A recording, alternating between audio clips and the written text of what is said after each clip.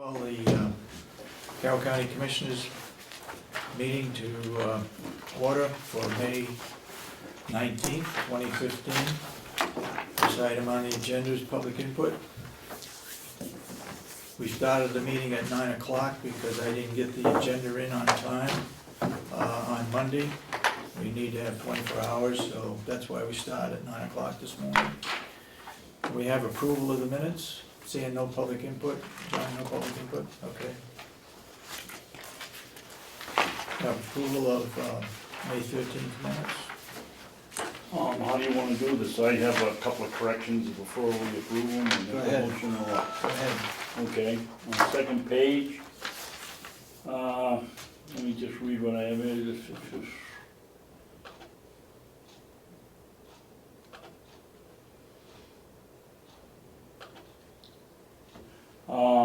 that has to do with pro share, I believe. Where's That, that? no, the actual cost of this item is unknown. It bills us on the fiscal year. It's talking about the Bureau of Elderly and yeah. Adult Services? Well, the actual, we don't have the number until July, so That's right. that is accurate. We don't know what that number's gonna be yet. No, but it isn't historically overspent either, because we put in half the year. We put in an estimate of what it's gonna be for the year, for that half year. You're right, it doesn't take, the change comes July 1st, Yeah. but I don't believe we've ever overspent it. So- We put in a guesstimate of that, Has the guesstimate always covered the actual? I don't know. Well, then we're over. That's true. When we do the budget in December, finalize it, that's our recorded budget for the year. Now, if the That's actual comes in estimated. July, unless we've overestimated it, we are overspending it. right, but it hasn't, historically, we haven't been under on it for some reason. Okay. And my recollection is that we put an estimate of half the year for the increase into our December 1st budget. Okay.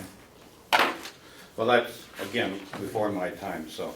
I think that's the way it works, Tim, we ought to Okay. check that out. The other one is, Can I just, it was in 2014, it was overspent by $100,000. we'll just take out historically. Okay. Um, It was overspent by 100,000 in BEAS? Yeah, Yeah. it was budgeted for $4,310,000, and we spent $4,408,000, Yeah. so So- almost $100,000. So Okay. that means 98. So the there's a- actual in July, There's 100,000 there, plus 100,000 in registry of deeds that we didn't collect. Yeah. There's 200,000 in 2014, Yeah. right? well, wait a minute, your registry you're collecting, well, this one you're paying, David, so there's Either way, though, it's, yeah, one revenue is too high and the other expense is too too low. low, yeah. yeah. Comes out the same place. Yep. The, Go ahead. I distinctly remember signing that bill for the new increase. It went from under 375,000 and it went to 400 and something monthly. And I remember discussing it with Kathy, and she said we had something built in. We obviously didn't build in enough, but we ought to find out how that's working. All right, what else you got? Commissioners shall request to the exec committee in writing all interdepartment transfers of appropriations regardless of amount. Oh, that's not a correction, I was just pointing out for the discussion on the process we're gonna have to have on moving money around. Yeah, That's what McCarthy's bill says. It says, all interdepartmental transfers, it doesn't talk about just $1,000. We gotta spend some time on that, cause I got Yeah. some real concerns about what's Yeah. happening to I our do ability to too. manage this county. Okay, I'll make a motion, we accept the minutes of May 13th, 2015, minus the word historical. okay. Do I hear a second? Second. All those in support of the motion say aye. Aye. Aye. Aye, and so voted then. I have one set of non-public minutes, if those get printed during a meeting, I'll have them Last time ready. you- Oh, And then have, yep.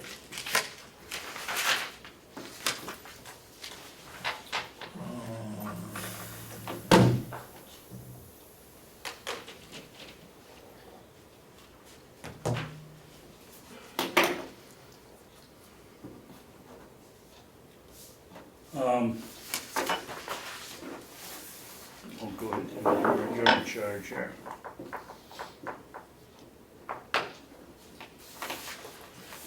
We're gonna read these into, just one into the record so that people know what we. Yeah, I think you could. Okay, want me to do it? Yes, go ahead. Okay, this is the letter that we've sent to the outside agencies that come to us for an appropriation for the coming year. As a result of our budget situation, the commissioners have decided that at the very least, we're gonna recommend to the delegation that they reduce the payment to the outside agencies to at least what they got last year. The letter reads, "Dear so-and-so," depending on what the agency is. The Commissioners of Carroll County regret that it is necessary to inform your organization that because of our budget shortfall, we are requesting that the delegation reduce your 2015 budget request to its 2014 level. It's our hope that as we move through the year, we'll be able to restore some or all of your 2015 funding. Further, we are not sure at this time if this proposed reduction will be the final one. We realize that we have created a financial problem for your organization, but the county's financial situation forces us to take this unprecedented and unpleasant action. Sincerely, the county commissioners. I think we read it last week, but this is the final one going out.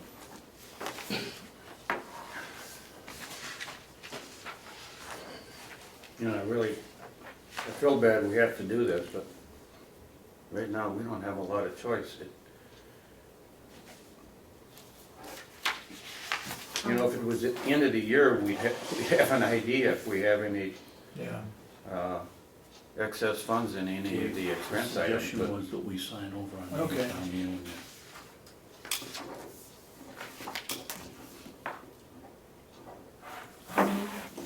How many? 5? 5, That includes the extension? yes.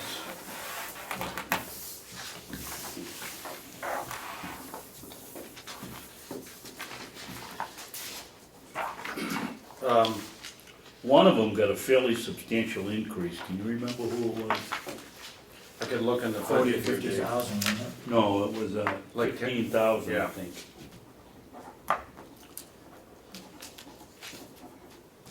I wanna say it was a visiting nurse, but I'm not sure. They're level funded. Someone got a $15,000 increase, I remember that. Now, explain to me, because I wasn't here for the entire budget, do they come in and present to us? Is that? Yes. Okay, so that happened before the, Yes. okay. Do you see the 15,000 increase? The extension went up 2,500. Yeah, The RSVP went up 5,000. yeah. And the conservation district went up 2,500. Okay, but there's more, there's 5 of them here. Who are the two?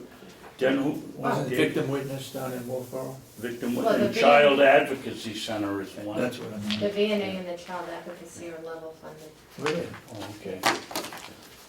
Well, I must have been thinking of the 5 for, There's 5, there's about 10,000 increase over those 3.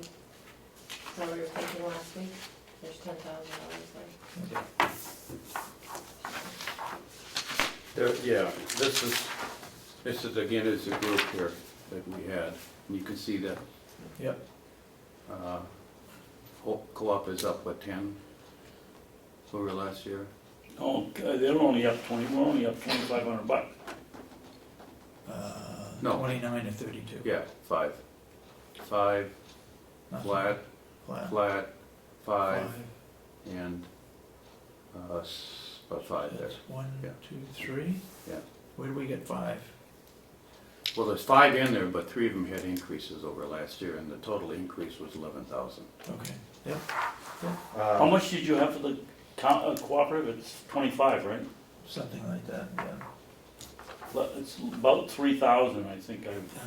Yeah, the increase between all 3 of them, they went up 11,000 Right. between all 3 of them. Melissa did a really, really nice job on this. You got another Well, one? you know, I got a couple of things, but I would like us to put a cover letter on this and send it out to all the departments. So when they start thinking about budgets for next year, they can incorporate these changes, because these came from DRA. Right, right. So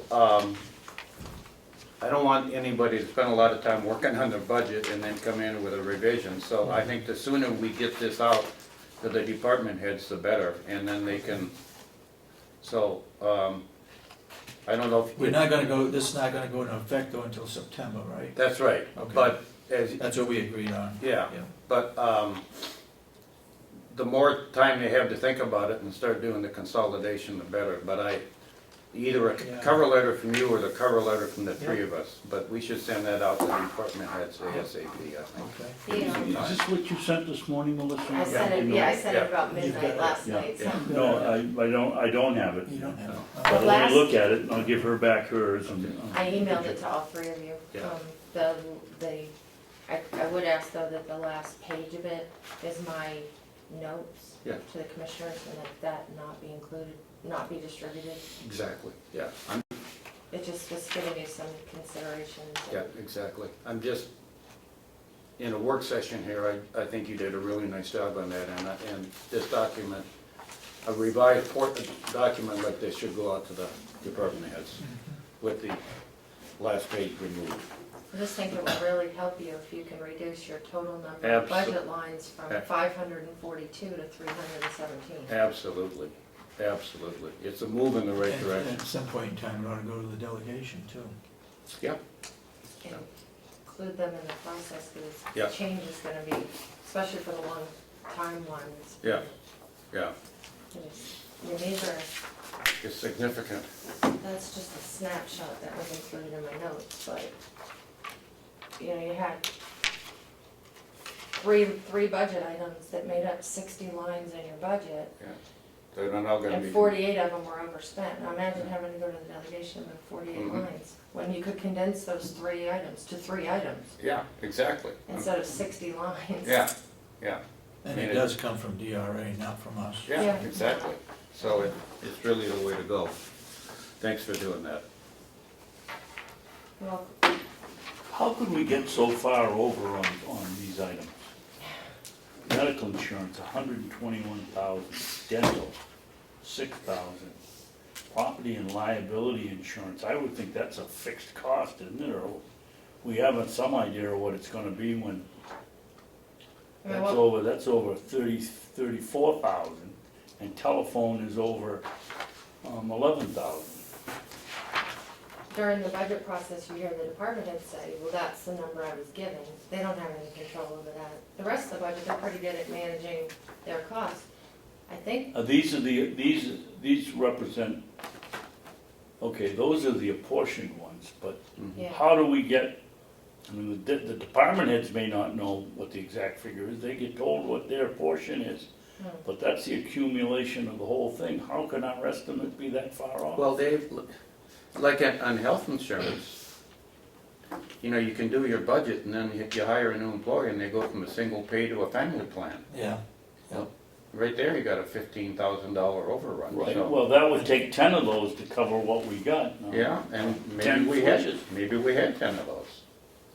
maybe working more close, I don't know what the process is right now, but maybe working more closely with the insurance companies as well, because they don't issue their new rates until July.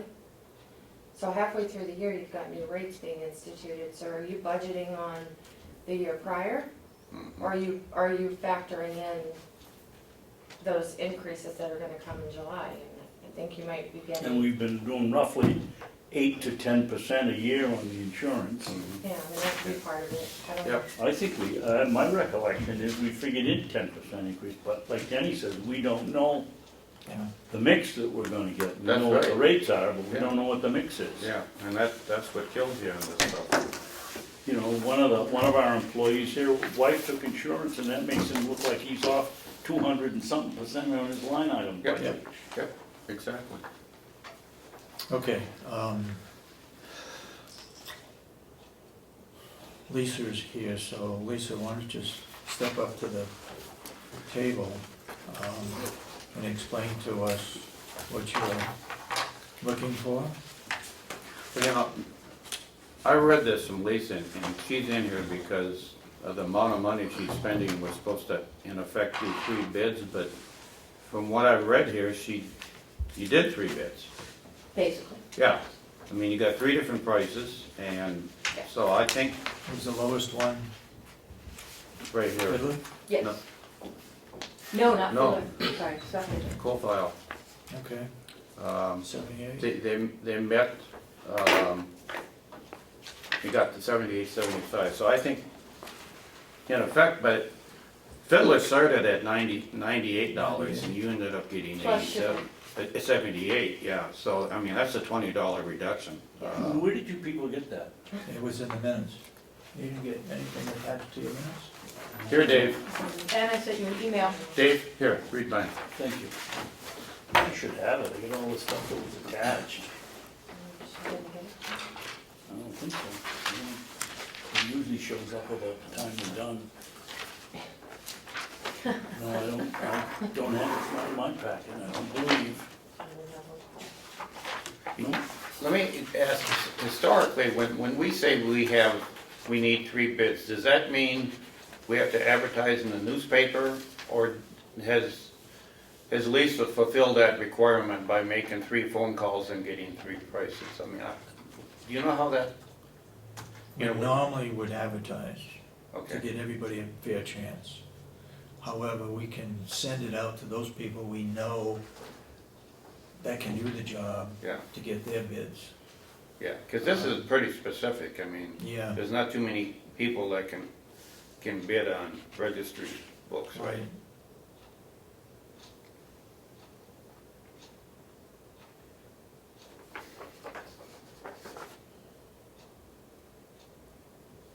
Are you happy with that price? I'm very happy with it. Yeah.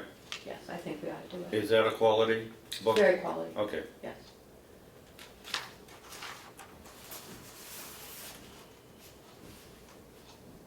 So that's the reason for staying with Fiddler? Is It's staying with Co-File. yeah, profile. Go-File? Fiddler Okay, is yeah. the We're same gonna product, use right but there. much more Yeah, cost. so they became competitive when you told them what the other price was. Huh? That's right. Yeah, I love it. Except I don't think that's legal. This What? isn't a private. But there's only 3, Private business and where you can go out and negotiate a price. This is supposed to be a bid price. You're not supposed to go back and say, will you reduce your price? to well, something no, else? I don't think she said, will you reduce it? I think what she said is, here's one of my other quotes. So I don't know how we do it. No, for bids, you get,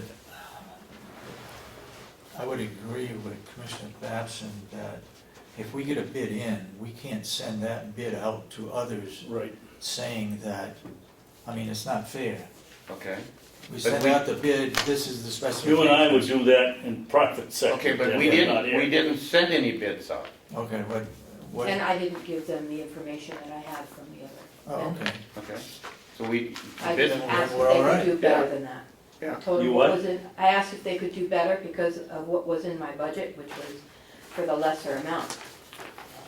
and they met that price. And they met that price. So we didn't send bids out. It was all done by phone calls, and there's only 3 companies really out there that have Three the companies product, that right? I researched. Yeah, yeah.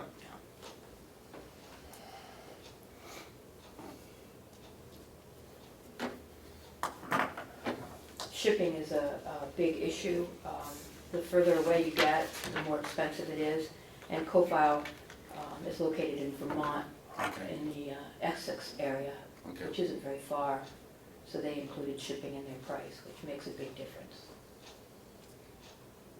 So, I guess, a little more clarification. It says further communications with co-file preservation resulted in their reduction, so what did you send them to cause I just them? talked with them on the phone and told them what was in my budget, because the price was over. So you didn't quote anybody else's price? No, I just explained that I only had budgeted this amount of money, Yeah, and I wanted to, and they encourage you to purchase a large quantity, and they wanted me to buy more, and I said, I can't. yeah. This is- How about the others? Did you do the same thing to the other two? Did you call them and say, hey, this is all I've got in my budget? I mean, did you treat all three of them fairly? Sure, yes. You did? Yes. Okay. And I started with Fiddler, because Fiddler is Mhm. our vendor for Yeah. many, many things. So you told Fiddler and, Cot, the other company that you couldn't make the, their price was over what we budgeted, and could they reduce it? I did not tell that to Cot, because I don't know them. We hadn't done business with them. I just asked them what their quote would be for a comparable binder. And I- I'm sorry, Lisa, but I'm gonna vote no. We gotta treat them fairly. Yeah.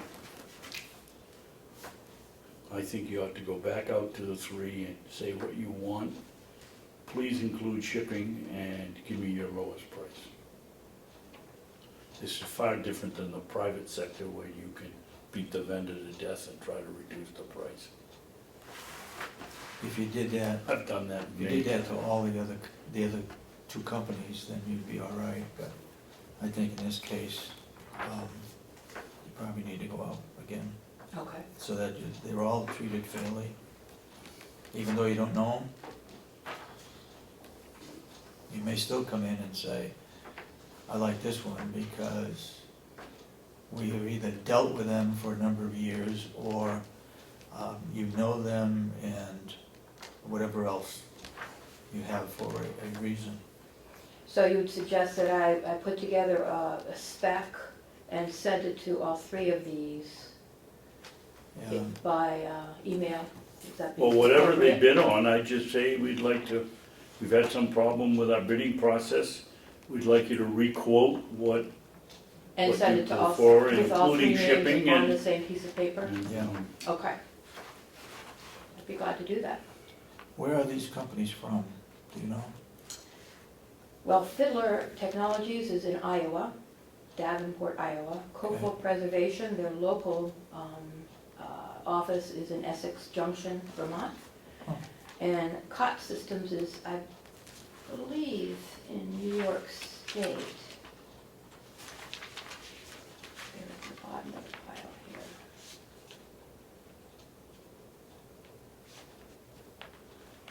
Well, COT Systems, apparently if they do it with Cheshire County, they understand what the, The process is, What they're in the Columbus, process is. Ohio.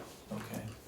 I would send it, well, I'd be glad to do I that. think the two of us, maybe the three of us agree that it ought to be sent out, so everybody's treated fairly. Okay. I'm sure they're all treated fairly, they're treated the same. The same, yeah. Okay. There's no rush on this, or is there? What's the deadline on it? I'd like to get it underway, because I've got two big purchases for the registry for the maintenance. One is this, and one is the actual shelving that holds these deed Mhm. books. Okay. I'd just like to spread these out. Okay. Okay? So when I get the quotes back in, do I come back here, or do Yeah. I just go ahead? Come back here, Okay, give you reasons for whichever one you select. all right. If it's the lowest one, there's no problem. If it's one in the middle and you still want that one in the middle, just have to have a good reason for it, and we have to have a unanimous vote to waive it. To wait. Okay. Well, at this point, I'll have the RFP. Okay. Now, it doesn't need to be published in the newspaper, just a letter out. Well, I think, my feeling is if you go to the three people that do this type of work, it isn't as if you've given it to a sole source. Do you know of any others? I don't. I could find someone, but the I'd further say, away we get, the more expensive they're gonna be. Well, the other part you got, Lisa, the more people you go to, if you're gonna put it in the paper, it costs us more money, and that's Exactly. All right. against the savings. Yeah. My personal opinion is, and I'm pretty sure these guys feel the same, that if you send it to the 3 people, nobody can squawk that we didn't go out for it. yeah, So that's all we have to do as far as Okay. I'm concerned. Okay? Would you like a update of what's going Sure. on at the registry? Yes, Okay. Well, the staff has now learned how to manage emails and attach documents to emails. We now are able to send people copies through the email because of this, and they really like that instantaneous access. We took a field trip down to Stratford County to look at how they are managing their registry. It was an all-day process and basically the most up-to-date system, I think. There have been some hurdles. Change has been difficult for some of the longtime staff. But I've been working with HR, and HR has been very helpful, and things are adjusting, people are adjusting. Have some difficulty with lack of computer software in our office. We're still running WordPerfect and Quattro Pro, which are they're not up to date. We do not have Microsoft Office in any of our computers, except I was able to get it on mine through our computer vendor, but they were only willing to fund one computer. So I'm working with the IT fellow to get a hold of some Microsoft Office product. Get it to the IT committee. Okay. Redacting is progressing nicely. We have the temporary hire on. He's working 29.5 hours a week. Our staff the rest of the staff, whenever there is nothing urgent, they are helping with that as well. And we're back to 2003, which is quite good. So we're on track with that, and we need to go back to 1962 for Wow. that at this point. Why is that? Well, 1962 is a time frame when we have all the images scanned already. And so once those are all redacted, then Fiddler technology can take those images and make them ready for the internet. Okay. Documents prior to that, we have to do more work on. We have to actually index them in a computer database. So once we finish redacting, we'll start doing that, Old ones. inputting the older data in a computer database so that they will be available online. And that will be a continuous project that will go on Yeah. and on whenever we have opportunity to do it. So the person that you hired to redact is just doing it back to, He's doing it back to 1962. okay. Yeah. Then we're gonna proof that work. The plans, excuse me, Lisa, what type of information is he taking out of this thing? Social security numbers? we're not taking out. What we're doing is we're creating another image of each document and blocking out the information. And it's Well, I call that taken out, so what are you blocking out? social security numbers, bank account numbers, Okay. anything that is private, and employee ID numbers. On the federal tax liens, we're leaving in the last 4 digits of these because people do need to be able to identify who somewhat, if it's pertinent or not. There are a lot of people with the name Robert Smith, for instance, and if there's a federal tax lien against you, Robert Smith, and you're Robert Smith as well, you're gonna wanna be able to identify somehow. So we're leaving the last 4 of those. And we're finding all kinds of, some probate records, inventories that are recorded downstairs, which have bank account information and asset information and all kinds of data. Interesting. So it's quite a project. So the plans, we record plans from 1840 up. We have quite a few massive plans. Nowadays, they're coming in as Mylar and getting stored in metal plan files, cabinets. But the old ones are all on paper, And they're in the staff work area. And the staff work area is not protected by the halon fire Right. suppression system. Yeah. So with the help of the inmates at the jail, we're gonna move those plans back into the vault where the deeds are stored, which will put them back under the protection of the halon system. That's just down the road, it's not urgent, and the jail has offered to help us out with that. And the lunchroom, we've offered the business office the use of our lunchroom because there's been some talk of their lunchroom going. Yep. And last, probably the most important, is the monthly revenue stream. Yes. Now, if I only had a color printer, you'd be able to see the different years, but I don't, and so we're doing as well as last year. You can see the line that ends in April. There you go. The larger, heavier line, it ends in April. This one here, Okay. right there. Oh, yeah, So that's okay. this year. Yeah. Oh, okay. See that, David? It's this one here. Yep, We're okay. steadier this year than in years past. We didn't have the big dip in February. And the numbers are actually on the next page. Yeah, we're identical to last year, aren't we? Just about, Within- which is good news. Within $300 the last year. And this month, we're doing pretty well. Well, we only have halfway into it, but we're on track. So hopefully the economy will continue on in at least as well as last year. Pattern. Is this, are these results because of the increase in the cost of, to the public for For copies, or is it, are we really comparing apples to apples? Well, I could break out the copy fee. This is the number here that you're given is the number that comes to the county at the end. You know, we've got to take off the amount of transfer tax and the LCHIP money that goes to the state. But this is the balance of what comes to the county.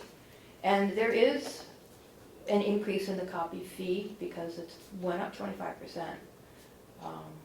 And that started, I believe, in April. Mhm. Yes, it did. I think it was April, it might have been the end of March. April 1st, wasn't it? It might have been the end of March. Yeah. So that would only be reflected in that last part. I don't have the number of when actually I did increase that fee, but You get this on a thumb drive or something, somebody's got a color printer on this campus. I could have emailed it to somebody, but I just wanted to print it, so I wanted to get it to you instead of. What you really wanted to do is come up here and tell us you didn't have a color printer. No, I don't want a color printer. There are enough color printers in this office. So it would look like we have done through 4 months, we've done fairly well. We're At keeping up- least at keeping up with last year. That's my take on it, yeah. And I forget, how much did you get for an increase from the budget this year, do you remember?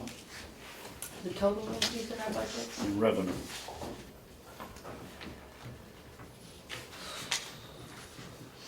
I don't recall that. Do you have it? I know right there the at your total budget is fingertips? $725,000. What? $725,000 is the projected revenue Okay, for the year. for the year. Well, just dividing that by 4, or by 12, and then multiplying by 4, we're out. Let's see. She's not calculating right You now. bet. I had come I with was it. looking at last year. 725 divided by 4 is 181,250. But that includes that's not,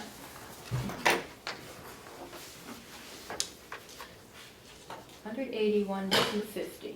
So if we add up these 4 columns, Yeah, but if you look at month by month, 2014 to 2015, Right. every single month is within $500 of each other. I mean, we're exactly on track for 2014, month by month. 2014, we did 700,000, so we are, so far, we are not getting close to 725. We're not, but look at the increase as the year goes along. December was quite a bit more revenue than March. No, but all I'm saying, Lisa, is that so far, month by month, we're mirroring last year almost correct. identically. That's correct. So I don't see anything in here that would indicate that this year is gonna be $25,000 higher than last year. So far, I mean, So far. it's identical to last year, month by month, I agree with that statement. okay? So what was last year's, what's this year's projection for revenue? 700 and something, you said? 725,000.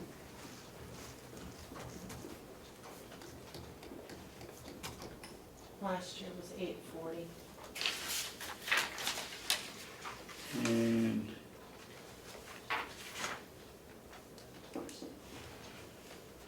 And Denny's point is, we're not, looking at it as it's sitting now, we're not gonna make it, right, Den?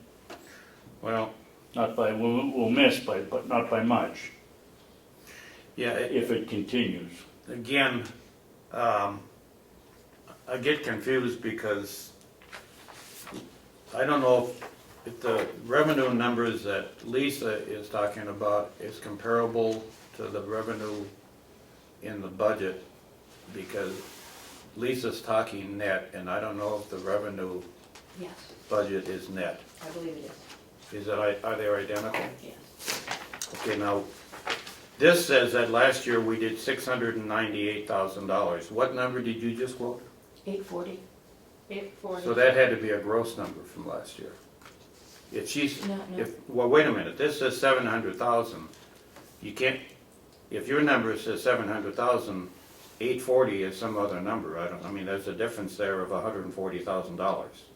I believe that's what the What they difference was. estimated for revenue, and it came in short $100,000. Okay, so it was estimated 840, and we got We've 700. gotten 7, and this They were year, basing it on prior years. okay, and this year we're estimating 725, Right. and we're not gonna hit that. And we're not according to gonna what hit I that. see. We're gonna be 25 short We might from be. what we look like right now. Okay, Unless something changes. okay. I have a question is, Well, right now, we're ahead by 3,500, right? Close to 3,500? I didn't do the math on those four numbers there, but I can. I don't think so, Dave. 3,500, I should say. If Is you it add that up, high? if you add up those 4 months in Okay, 15. I just did it in my head, I thought it was 2,000, but I didn't use the calculator. I didn't either. Oh, I think it's is it 3,000? 3,500. Want me to use a calculator? Yeah, just take 2014 to 2015. Yeah. The first one's about 700. The second one, down by 700. 2 downs and 2 ups.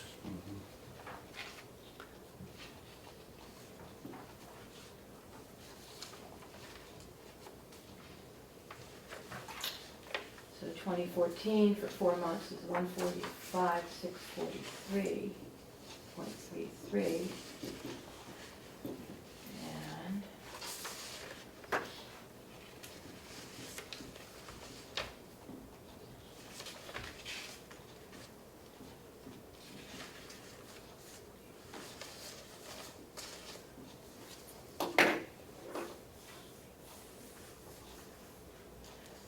one. That can't be. I must have got it wrong.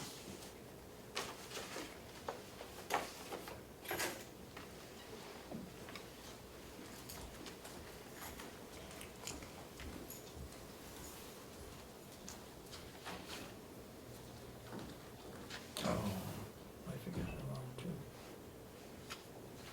two. I added that one, right, 184,204.43 for 2015, so I must have added No, that, 2004 wrong. okay. 4080, 2,500.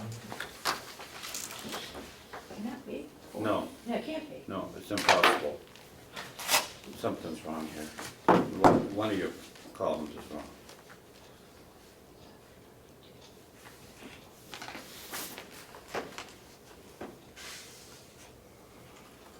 What are you doing, Dennis? Adding 215? 214 and then adding the first 4 months to 214 and Yeah. the first 4 months to 215. Okay. Okay. The difference is,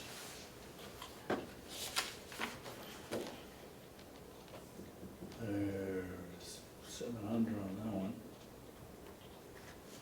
Can't see. Another 700, 800 on that one. 1,400.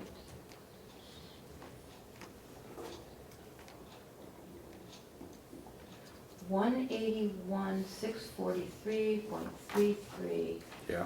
minus 184,204.43. Difference is $2,561. See, I did it in my head and came up with 2,000, so I'm I sorry. got 2,500. Yeah. All right, But that's to the good this year, on the first Yeah. floor, right? Yes, Yeah. that is to the good. well, what leads you to believe that we're not gonna make the revenue? Well, in 4 months, we're up $2,500. Right. If you take that times 4, that'd give you 10,000, Oh, and we're up 25. So, You're gonna be short 15. yeah, I mean, yeah, unless the economy really picks up, Dave, I mean, they're so close right now. I don't see the scale going up, is all I'm saying. And it really doesn't make any difference, but it also includes a 25% Yeah. increase in copying. Yeah. If you're gonna compare apples to apples this year to last year. We might make it. We might, Yeah, we might. Lisa, have you reported to the business office your revenue for the first 4 months? oh, yes, Yeah, okay, good. Thank you. every month, get a treasurer's report and reports to this Department of Revenue Administration within the first 10 days. Good, thank you. Well, thank you. very good. I'll be back with 3, Okay, sorry to Quotes put pretty you through soon. that, but. Good. it's all right. Oh, Morning.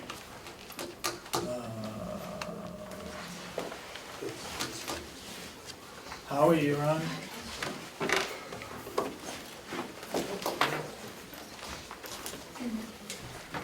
Mr. Chairman? Yep. Is there anything we should be doing with this information that we've just garnered? Well, she's reporting it to the office, we should have that figure. Should we be reporting it to, under It'd be in our minutes. Okay.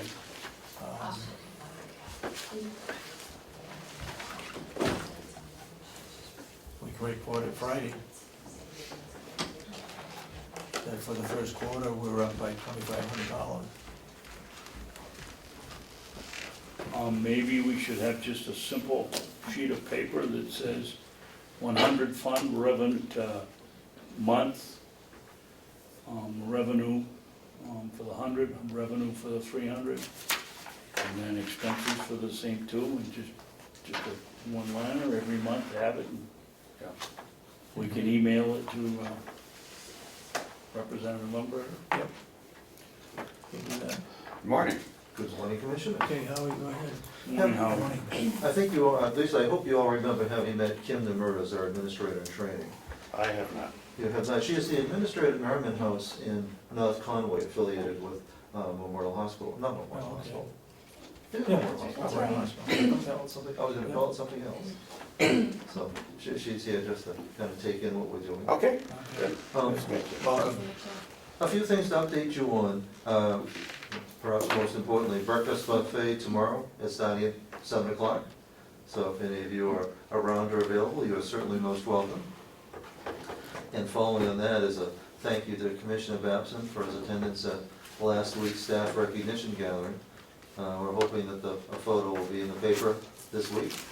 that I'm went not on. sure we need to do that, Howard, but Well, it's, not an election year. well, with no offense, doing it less for you than for the benefit of the staff, to show appreciation and recognition for. He can't start early enough. He can, well, it's something you should know, in terms of some brief statistics about staff. 47% of our staff have been with us for more than 5 years. And that's really remarkable. In healthcare, that's tremendous longevity. 28% for more than 10 years. How about the ones that were over 40? That's the one that really We got have, me. we have three staff members that have been there over 40 years. And we're talking about, hardworking contributing members. We're not talking about people that are just, holding a place. They are dedicated, hardworking. I know in Mary Thurston's case, I think might be the only job that she's ever had, and she's kind of Rob's right-hand person in the dining services end. Good to know that within 10 minutes or a half hour, we will be at 103 in full census. We have a Great. mission coming in today, so that's always. That always includes somebody in physical therapy? That, I'm not sure of exactly the number of skills, but I think that's either 4, I believe that's 4 or 5. Yeah. So we do want to get to that, we want to average somewhere, in a perfect world, 102, which means being full some of the time. We have a discharge coming up later this week on Thursday from skilled to home. Our people do stay with us for rehab and then go home. So we know we'll have a bed coming up there that we can start working on now, anticipating it to see how we can maximize our census. Friday. Excuse me, Howie, just for the heck of it, that one room, would you tell us what time the thing is empty and what time and what date it's filled again? Well, we won't know this because our goal, if there were a critical situation, let's say Thursday we have an empty bed. If we had a critical long-term care need, somebody in the community who really absolutely needed to do something right away, we would use it. But if there were deferred admissions, we would like to keep it available so we could get somebody from the hospital for a skilled admission. Okay, But we're never gonna turn our back on somebody with immediate need. I mean, that's- so this is the one room we're basically leaving open for therapy or something? Correct. And it's a theoretical room, it's not like a particular room, it's not 126, it's. It's one room out of 103. Exactly. Other good news is that we found out yesterday that on Friday, we'll be receiving a check for a little over $70,000 from the state. This is for the Medicaid rate setting monies that were withheld by the Department of Health and Human Services and released by the governor. And to their credit, they've acted it's worked very quickly. And it'll be a lump sum amount that'll cover what we should have received. We would argue we should have received January 1st in additional rates, so that will help significantly.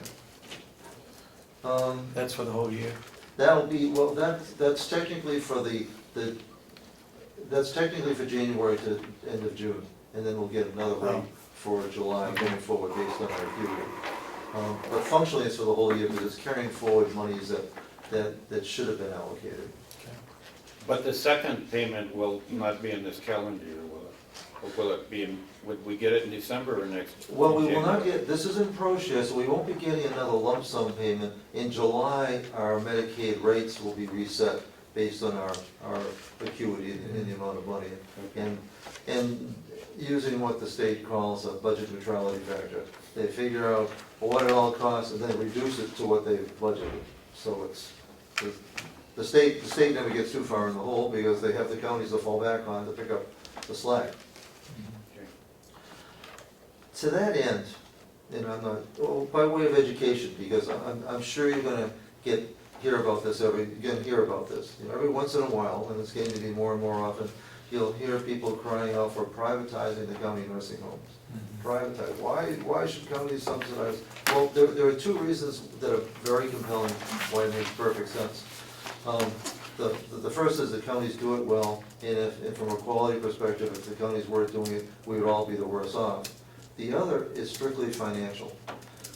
Even though county homes don't always generate a profit, county homes in general, in total, bring in almost $30 million in federal funds that would not otherwise come to the state. the implication to an individual county is this, that if you didn't have the county home, we'd be reducing the amount of Medicaid reimbursement. The counties would have to make up more of that. It would not reduce county expense at all by any estimate that I've ever seen. So it seems like a real simple solution. Well, here's the county, they look at people can look at the budget and say it's costing us almost $1 million for Mountain View. Well, that's true.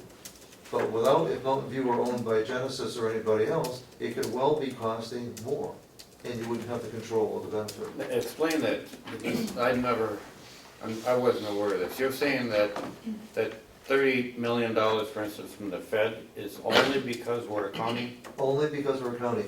Now, the way we get that money, that money is pro share. Pro share only goes to the county. It's not state money, it's federal money. Cut out the county home, one county home, let's not lose one county home, lose it all. But only counties are eligible for that. Ooh, I didn't know. And so that's $30 million that the state would otherwise have to make up, but I think we all know the state isn't gonna make it up. No, not It would be really. the counties that would be making it up. So Okay. it's, That's huge. it really is. I mean, Yeah. that's huge, and it could well cost us money. Doesn't mean that we shouldn't keep working and being as financially efficient and effective as we can be. Yeah. But we don't wanna think that there's a solution out there that just comes from putting the place up for sale. Truth is, counties that have tried subcontracting their management have found that they've had trouble with it. Sullivan County did that, and it was not successful at all. They contracted out, I believe, to Genesis for 3 years and took it back. We think that the private sector can necessarily do things better, and there's nothing necessary about that at all. Can I interrupt you for just a second? While you're on Genesis, they do the physical therapy for it, that contract, They right? do. How long is that contract for, and when would we go out for competitive bids to see who else might be able to supply that service to the county? Interesting that you asked, because that's my next item. Oh, good. Laying right into it. Yeah, well, which is perfect. Okay. I recommend that we do go for a request for proposal. And one of my agenda items for you this morning is, do you want it to go in the paper, or do you want it to be an invitation? Well, how many companies can provide that service, I guess? And how many in New Hampshire? There are probably half a dozen ones that are presently working in New Hampshire that would be qualified. And yet, it's the kind of contract that reaches out regionally. So there are some that would come from all over the Northeast. So there's no shortage of other providers. Okay, but if you put it in a local newspaper, the regional people would never see it. No.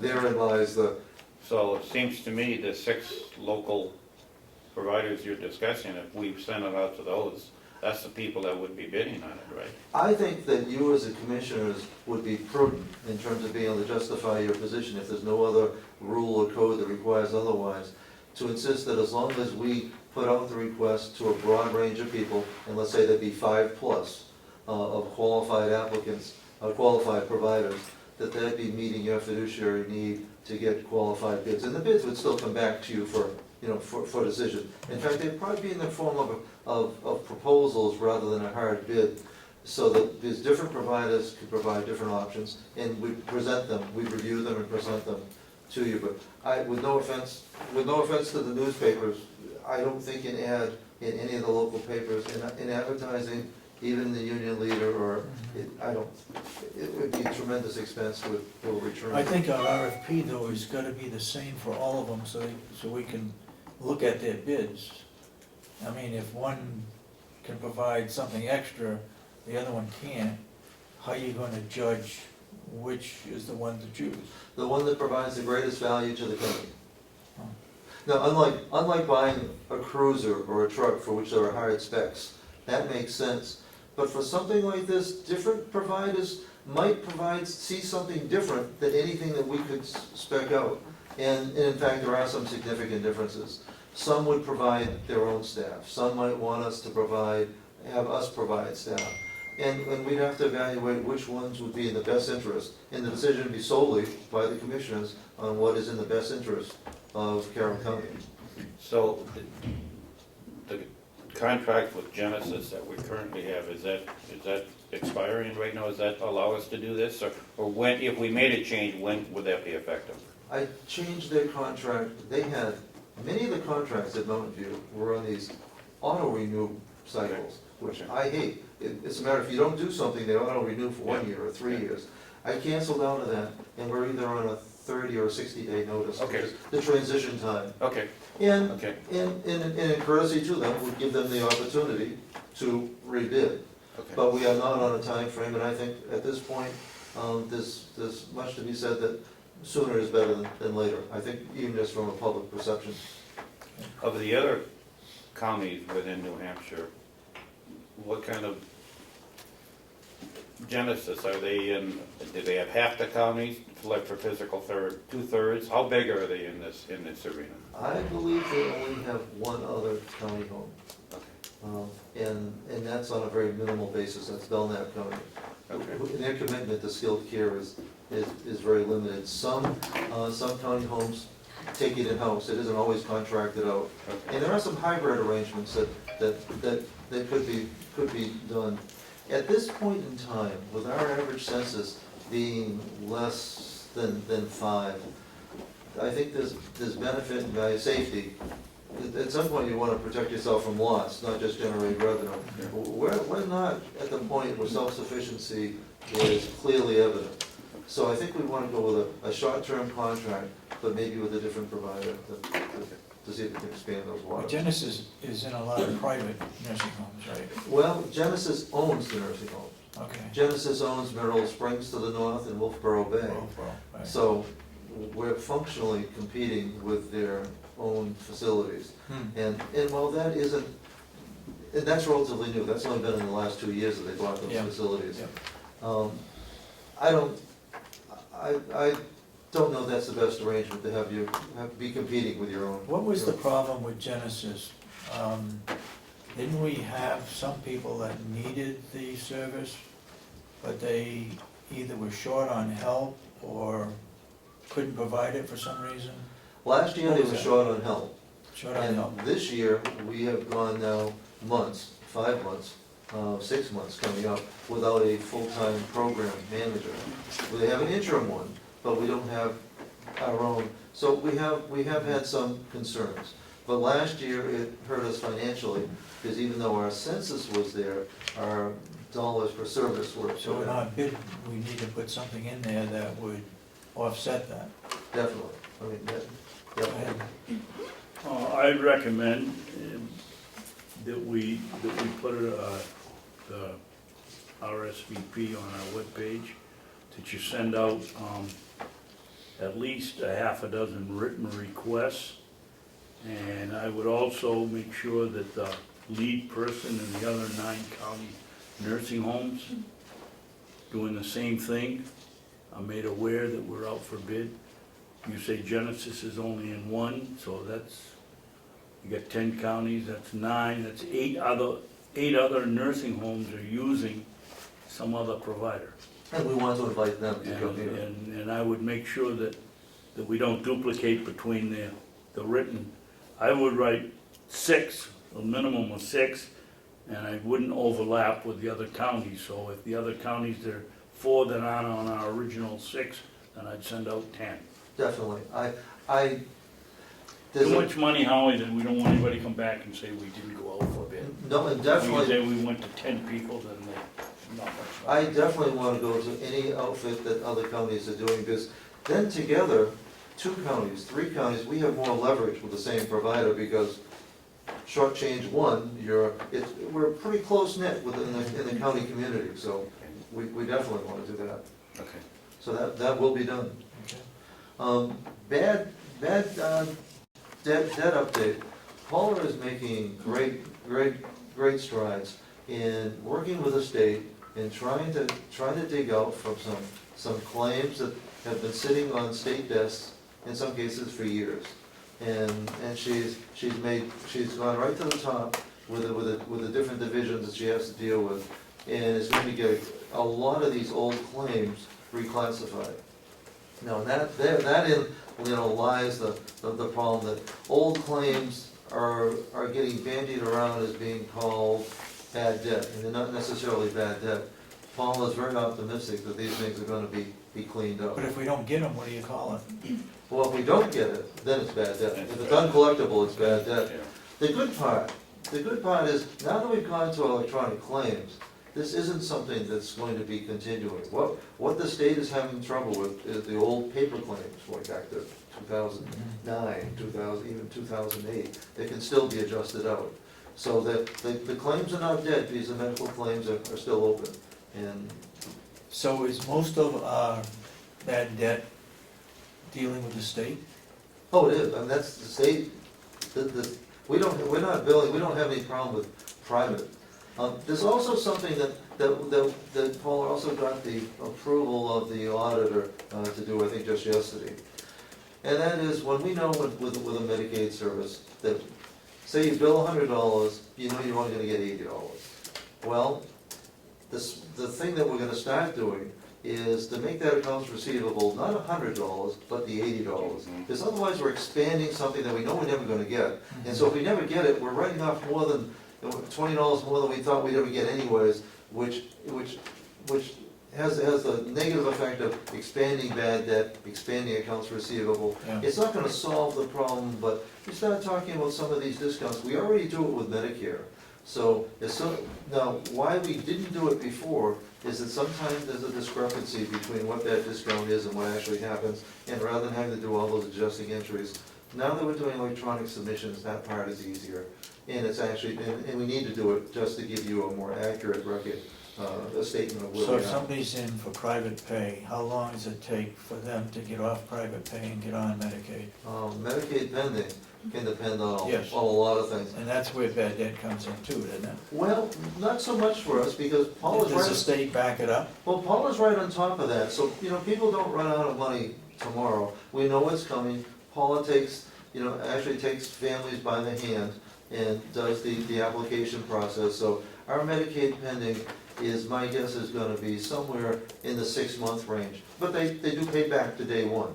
So Medicaid pending is not a big issue. We don't have private pay issues, because our private pay people do pay. Go ahead. How do we know? We've gotta run down to $2,500 before they can go on whatever it is, Medicaid or Medicare, I can never remember. Medicaid. How in the world does Paula keep track of When an they- individual's assets when they're sitting in a room upstairs and the family has all the checkbooks? Well, the first month they don't pay. That's when all else fails, most families are they're equally worried. So they're actually they're our friends and supporters in this, and they're so appreciative of having Paula be able to navigate this unknown system to them. It hasn't been a problem. But if all else failed, as soon as you don't pay, this sounds harsh, it hasn't happened. But one of the few things that we could actually ask somebody to leave for is non-payment. We have somebody's full attention. We don't need to do that, we never want to do that, and families don't want that either.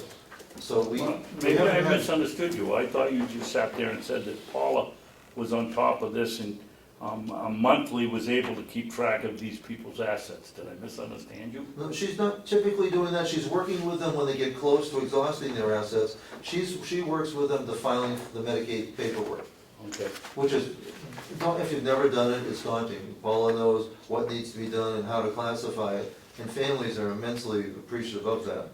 But families also share, they say, mom only has $20,000 left.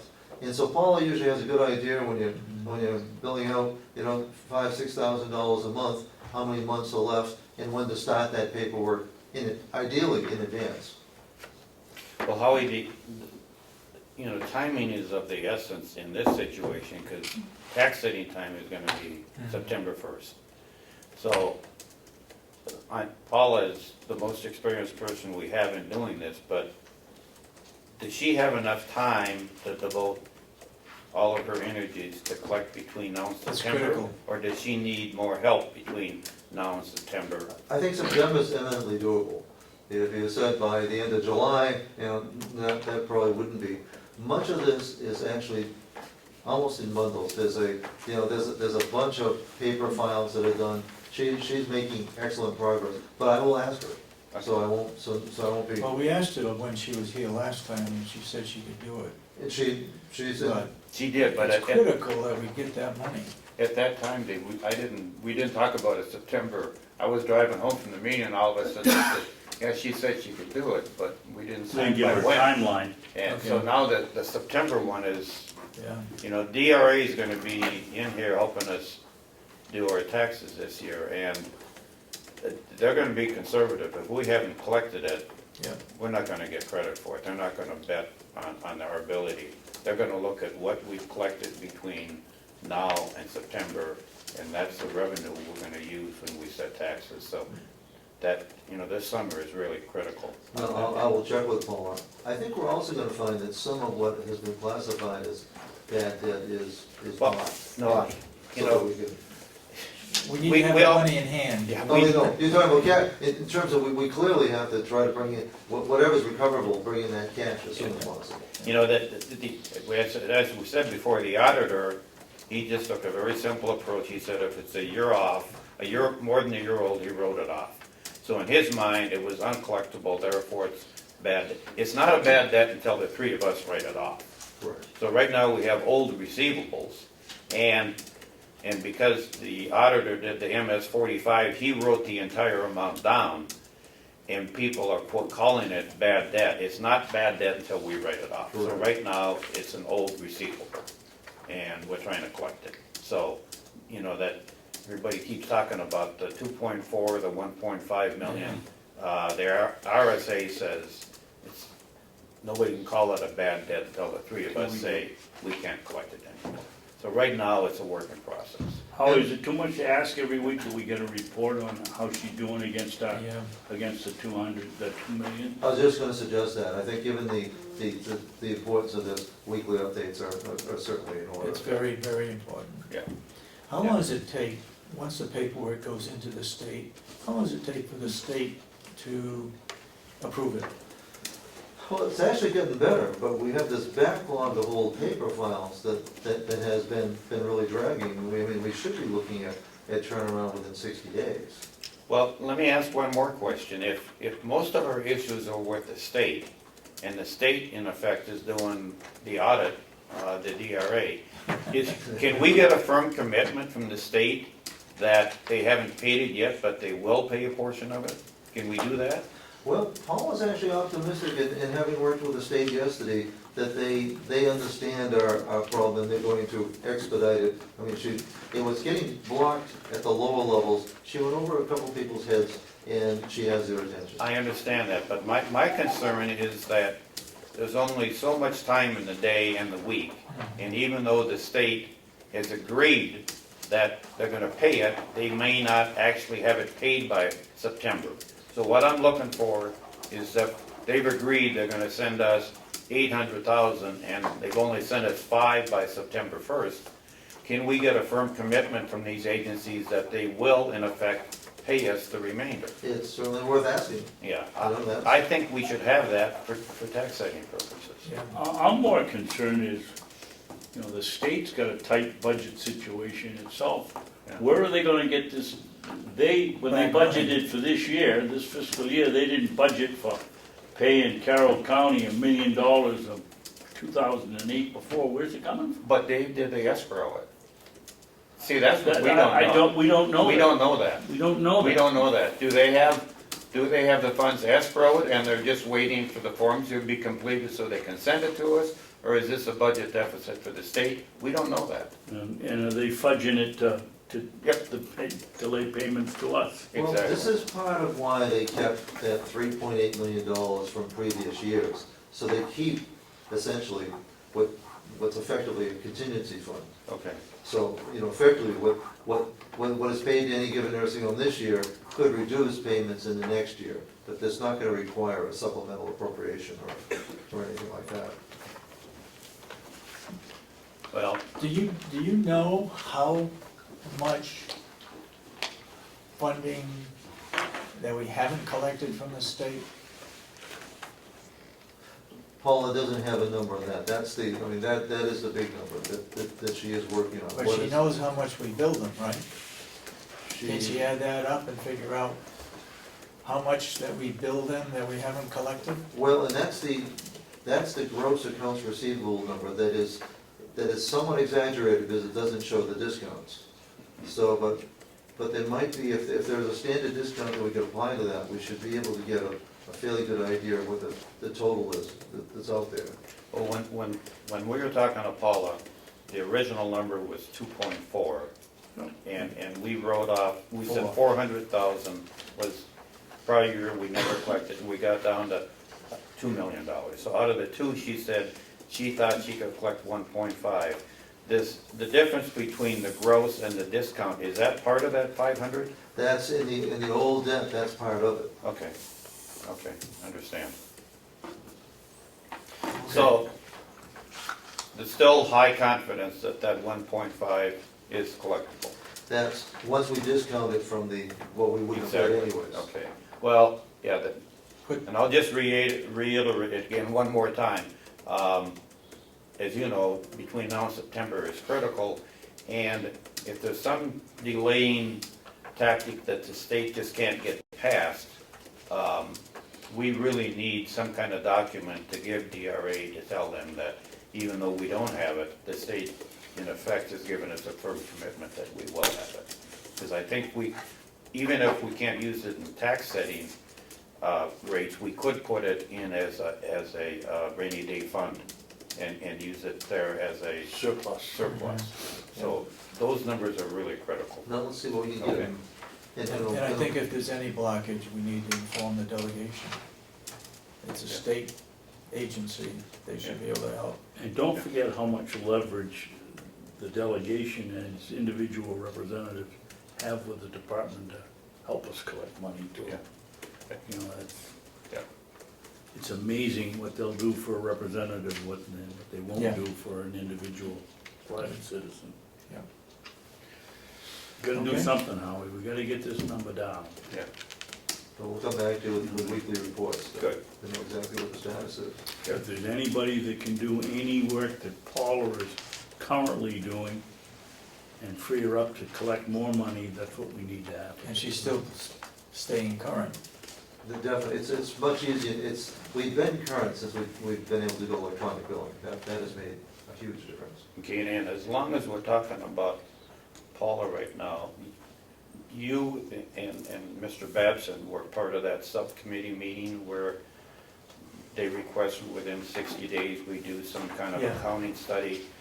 In my mind, that is the lowest priority of anything I want Paula to do, and I think these two are. It isn't even a priority. We- I We need mean, her to collect money. I understand where they're coming from, So do but I. our goal for the taxpayers is to get the money collected. Yeah. And an accounting study, to me, is something we can talk about later. So I don't want, in my mind, and I'm Yeah, not speaking that's- for these two, I don't want You can her, speak for me. Yeah. I don't speak want for me her too. involved in anything but collecting money. No, and that was my last item, Yeah. because I think, and I made the request to them.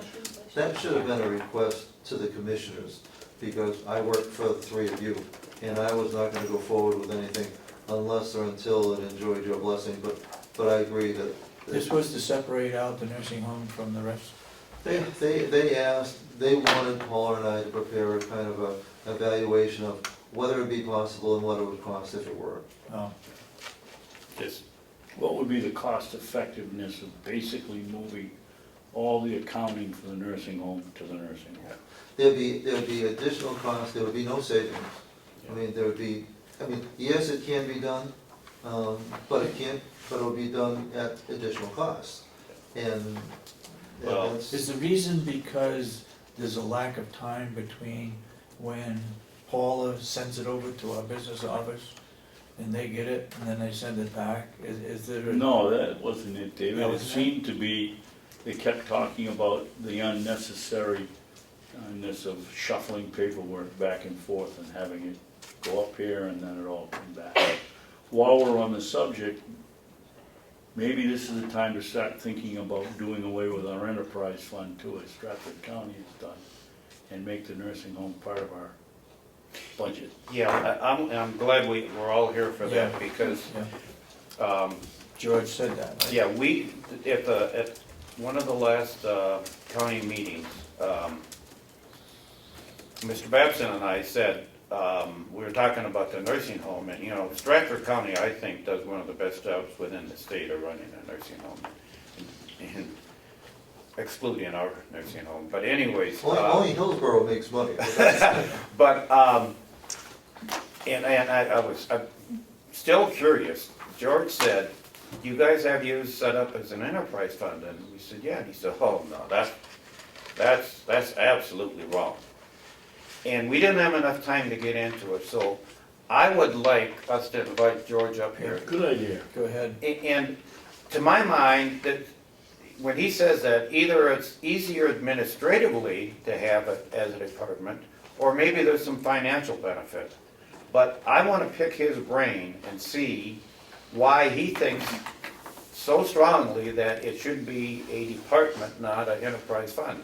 If he's got some magic thing we don't know about, we ought to know about it. So I'd like to have him up here so we can have a discussion. I'd like you to be here, and maybe Paul to be here, to understand why he feels so strongly that making a nursing home as an enterprise fund is the wrong way to go. I don't understand it. He said something like we were nuts to be Yeah. doing it this way. Well, it's counterintuitive to me, because if I were the lender for the bond, I wouldn't want it to be an enterprise fund. I'd want the full faith and credit of the entire county Yeah. backing that bond, Yeah. not a separate enterprise fund, that an enterprise that could fail, succeed. Yeah, I don't know why it was created. It's not the typical arrangement. I don't know when it came to, Enterprise fund because other monies go into it. Outside money. well, but other monies come into the House of Corrections and the sheriff. I mean, we all have yeah. sources of revenue. Well, I really think it's worth our time to have George come up. Not only George, but also the administrator. Yeah. Because he Oh, Ray, said the same thing. Ray Bauer is great, and George has been Yeah. around Yeah. since forever. He knows the reason why Yeah. different things were done. Yeah. And Ray is also the county administrator, Yeah. the county Yeah. nursing home administrator. I think it's really to our benefit to get these two up here to give us a little education on this, because maybe we're doing it the wrong way. You here next week? Why don't we make sure everybody's here? Yeah, I will not be here. You won't be I'll here. give you a Okay. schedule. All right. Yeah, I really want to hear that, because it's really got my curiosity up as to why they make a statement like that. Now, the other person to invite to that meeting might well be the auditor. I'm thinking if you want to have all the county Not auditor. at the prices he charges. No, but they have the same auditor. Yeah, Yeah, no, Yeah. that's true. yeah, And So, yeah, and he, That is that true. auditor, I mean, he obviously doesn't have any issue with it, because they're getting a clean bill of health every year, and they're using the same auditor, so Yeah, that's- that can't be a the first reason. year was tough, they said. Yeah, well, Ray Howard said it was really tough. The They wrote first an awful year. lot their first year too. They going through the same thing, they went through the Yeah. same thing that we're presently yeah, going through. exactly, exactly, so yeah, All right, as soon as everybody's back, then we will have them. do that, good. And the 27th, we're having a meeting, so Ray Bauer will be here then too.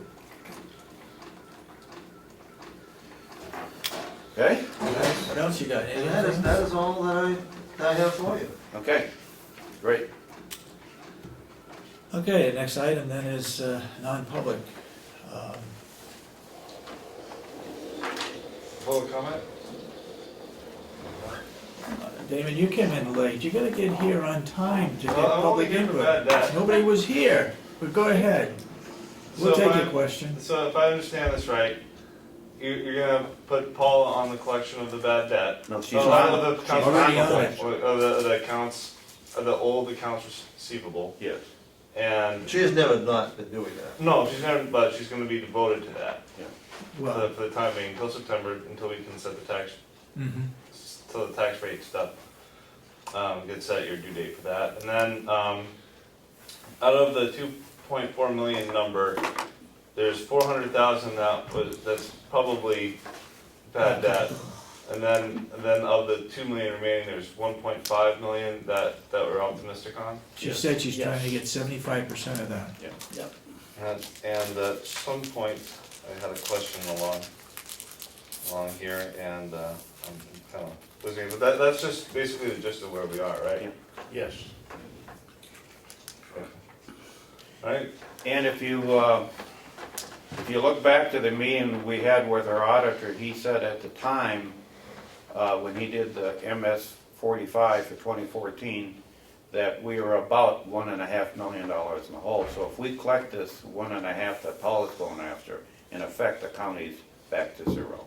Back to zero, but we still won't have a surplus. No, No. but we'd be back to zero. We'll be back to zero, Yeah. okay, well, Yeah. that's an improvement. Absolutely. That's what we're progress. working towards. That's progress. Yeah, All right, very good, okay? thank you. Thank you for asking the question, Damon. Anytime. Okay, we need to go into non-public. We will be coming out of non-public, going back into public for a work session.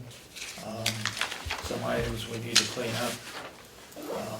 So, at this point in time, this deals with the nursing home, I understand, according to the agenda. So we make a motion that under 91A3, paragraph 2A, the dismissal, promotion, or compensation of any public employee, or the disciplining of such employee, or the investigation of any charges against him, unless the employee affected has a right to a meeting, and to request that the meeting be open, in which case the request shall be granted. I make that a motion. Do I hear a second? Second. Roll call. Commissioner Miller? Yes. Commissioner Sorensen? Yes. Commissioner Babson? Yes. So be it. So we're now in non-public. Megan and Laura, if you want, Well, there's 2 days. When I say Okay. Dave, I'm just, I just thought it was, All right, for those viewing the, that was quick, that was quick. viewing the movie, we're back into public session. We did not seal the minutes, so they will be made available. Laurie, you had something to bring up in public. Yep, I just wanted to see if you had any questions regarding the budget, specifically payroll. I know there was a question regarding agency, why that has increased, and where we're at 74% use of our budget at this point. Couple things, all of our per diem staff, we've cut them back to the 29 under the 30 hours, so 29 and a half average. So those per diem nurses that were working perhaps 40 are now can only work 29. is that to avoid having to provide medical insurance? Benefits? Yes. Well, not to avoid, they've opted to go per diem, but it's part of the whole program. They don't get benefits anyway, they get per diem. So we're held to keeping them at the 29 hours. We've had a couple nurse positions open, a full-time night nurse, as well as we have a part-time 7 to 3 nurse that we're trying to fill at this time. So if full-time staff doesn't take that in overtime and we can't fill it with per diem under the 29 hours, we call agency. And also moving into. Lauren, excuse me, pardon my ignorance, but obviously there's regulations that say you have to have so many nurses for so many patients or something.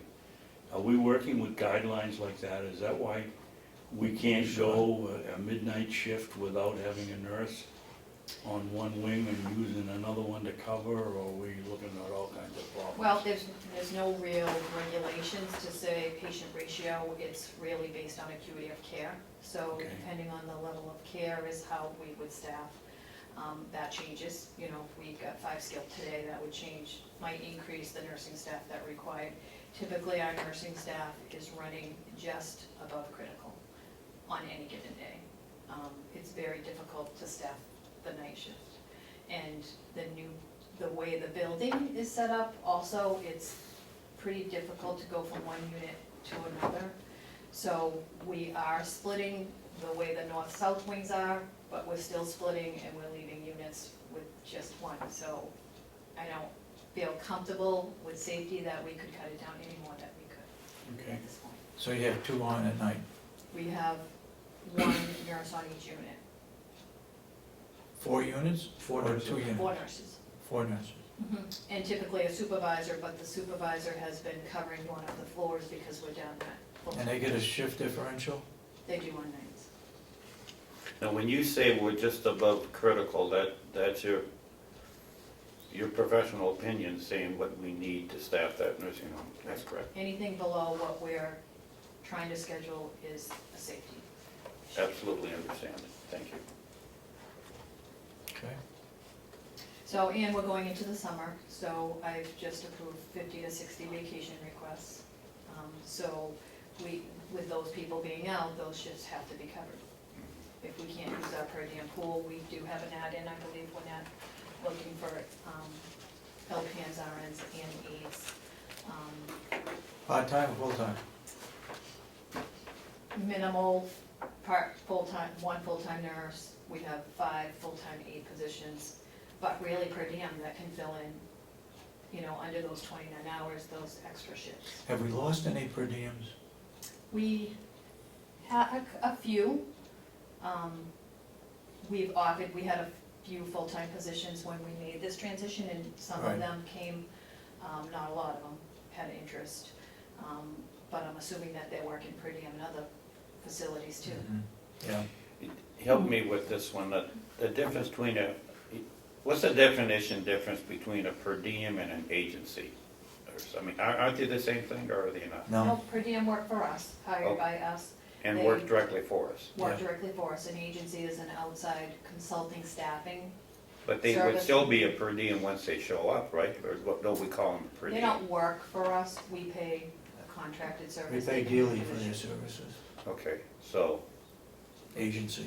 agency, and so their benefits and everything else are not our concern under Right. agency? Okay, What, do you know what the average is now for a nurse? Used to be around $75 an hour. Yeah. I It's about don't- 84 for an hour. That's- Eighty- we've It been Varying paying- between the three agencies and about 44 for LNA. We've been paying somewhere between 75 and 85. Yeah. Did you say An we hour. have 3 different agencies that we go to Yes, we have multiple. in the state? Really? Oh, more than, there's I more thought than there was that. only but- one. Oh, no, there's a, and Are they all out of Concord? Nashua, Manchester, Concord, Oh, although I did get information about one on the border of Vermont that some of, like Cheshire County is using, that is significantly less, so we'll be doing some research on that agency. the reason for my confusion is, I think it was last week, I was having lunch and I was talking with a physical therapist from Genesis, and she said she was per diem, but she's really agency, right? No. She No. works for them per diem, so on call. she's on call to them, Like- it's Genesis. the Genesis. But if she doesn't work for us, wouldn't she be agency? She works for Genesis, wouldn't that mean Per she's? diem for Genesis.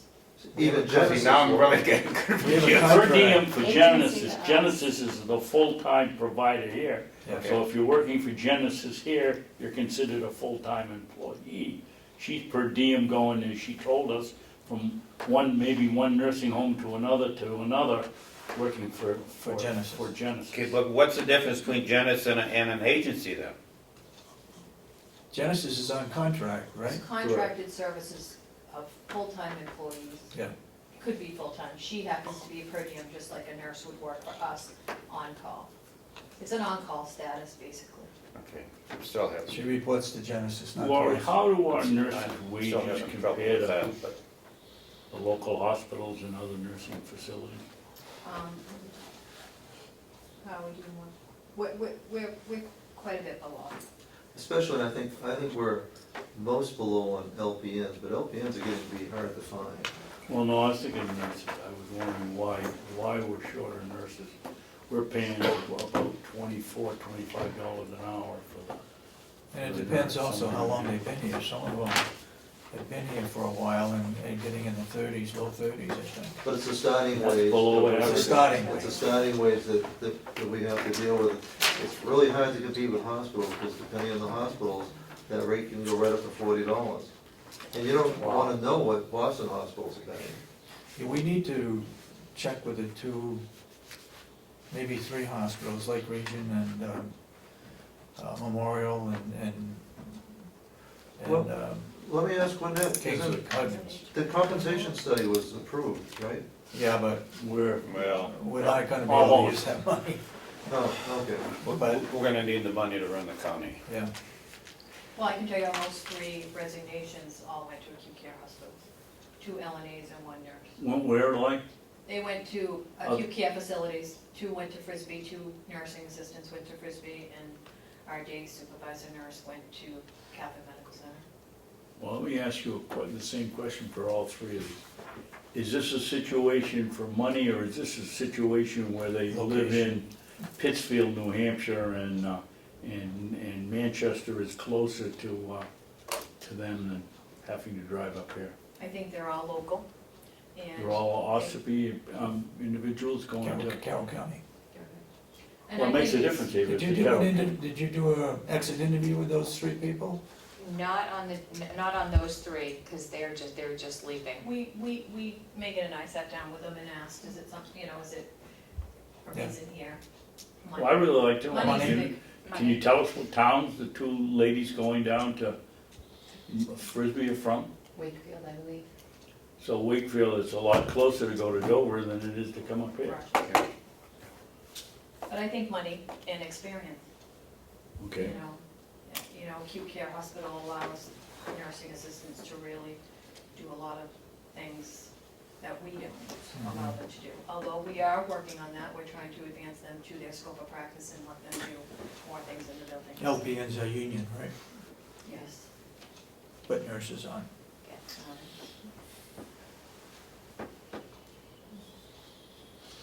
Okay, So I think, we need to talk about that when it comes budget time for next year.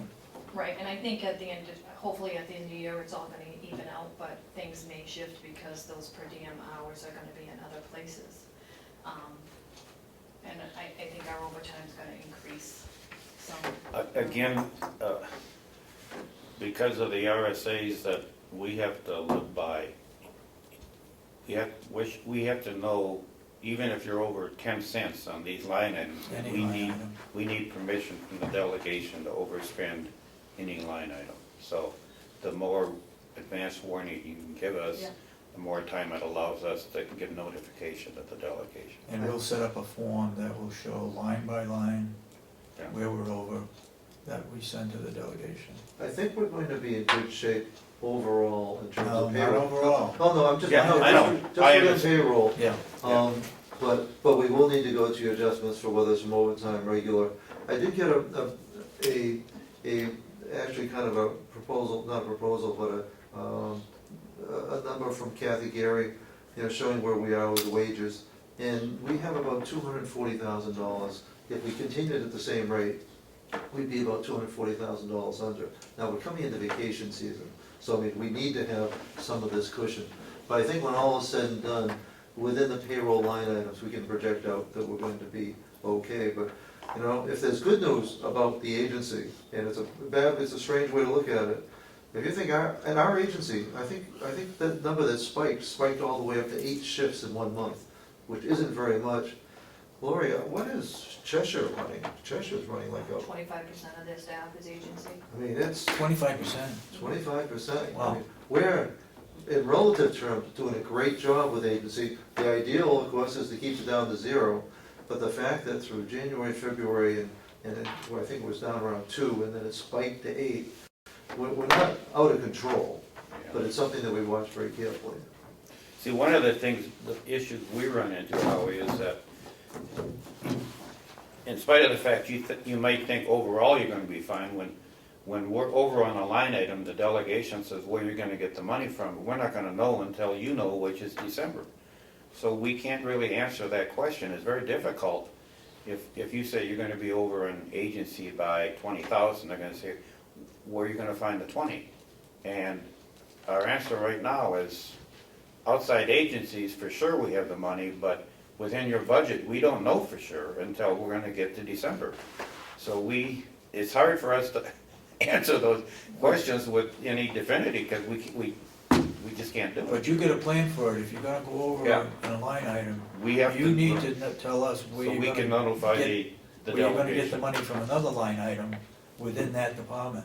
Definitely. Now, note too, with a figure like agency is a gross number, that's what we pay the agency, but it's really net of the person scheduled who's not working. So while it looks like $84 in terms of expense, there's another $24 that's being saved. It's still a huge premium, but it's not quite as bad as it appears, because the regular wages will go down by a smaller amount while the agency goes up. So it's about $60 differential. Are we still having pretty good number of people that are doing extra shifts We are, our for per diems- overtime? It's gonna be more overtime because the per diems are limited. Yeah. And I think we we'd are rather giving pay them. incentives, you know, any vacation requests that we weren't able to fulfill, Yeah. we posted as incentive. So all those people that are going on vacation, it's all been posted so other people can pick up their shifts? September vacations are posted right now that Okay. I wasn't able to approve, Okay. so we're doing the best we. So, Lori, how does that work? Somebody that's a regular employee will go in the employee's locker room and look at the sheet and see that so-and-so's gonna be on vacation the second week of September, and you offer them the opportunity to work some of that time. Man, what a scheduling nightmare. Oh, yeah. And when you think that it's around the clock 7 days a week, I know. it's And a weekends. challenge. Yeah. And Weekends- sickness? Weekends are really the challenge right now, Yeah. because only half of the staff we have every other weekend, and then when they call out to find replacement, it's impossible making work this weekend. You know, it's- Mhm.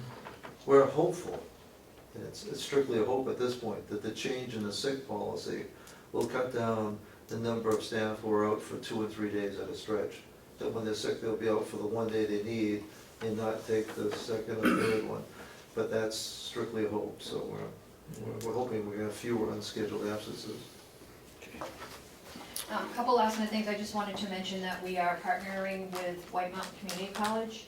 There is a grant for Grafton, Cohasset, and Carroll County for nursing assistant, a 5-year grant for nursing assistant education. So we do have our own program here, and usually once a year we offer a class, but it's free money. It pays for the entire class, including supplies. So I had the director down last week. They are gonna be offering an LNA program in our building in probably September or October. So, and they're gonna advertise as well, as we have some interest in the building already, but it'll allow us to do a bigger class and keep that grant money coming. It's basically free education. Great. So that'll be happening, and then this afternoon, if you're around from 2 to 3, we're doing a Nurses' Day celebration. When? Some coffee and pie, this afternoon, 2 to 3. This afternoon? If you want a dessert, feel free to pop over. What kind of pie? He needs chocolate. All chocolate, we'll have cookies too. Mostly bakery pie. I've been invited to go to the White Mountain College up in Berlin.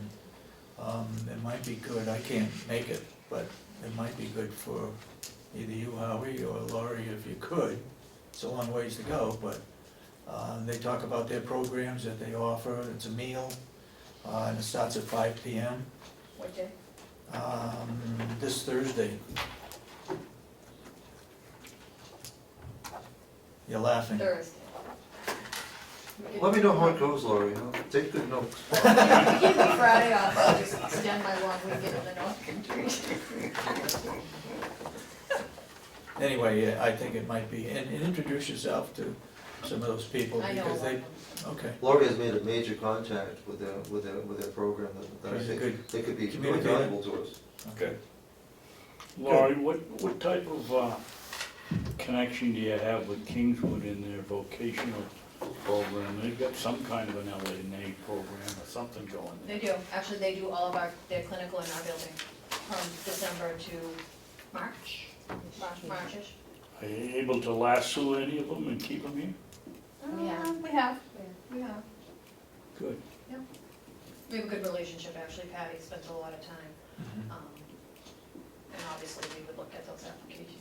When you see a lot of young people in purple, then you know that Kingswood is here. Do we have any volunteers or any students that come up from Kingswood?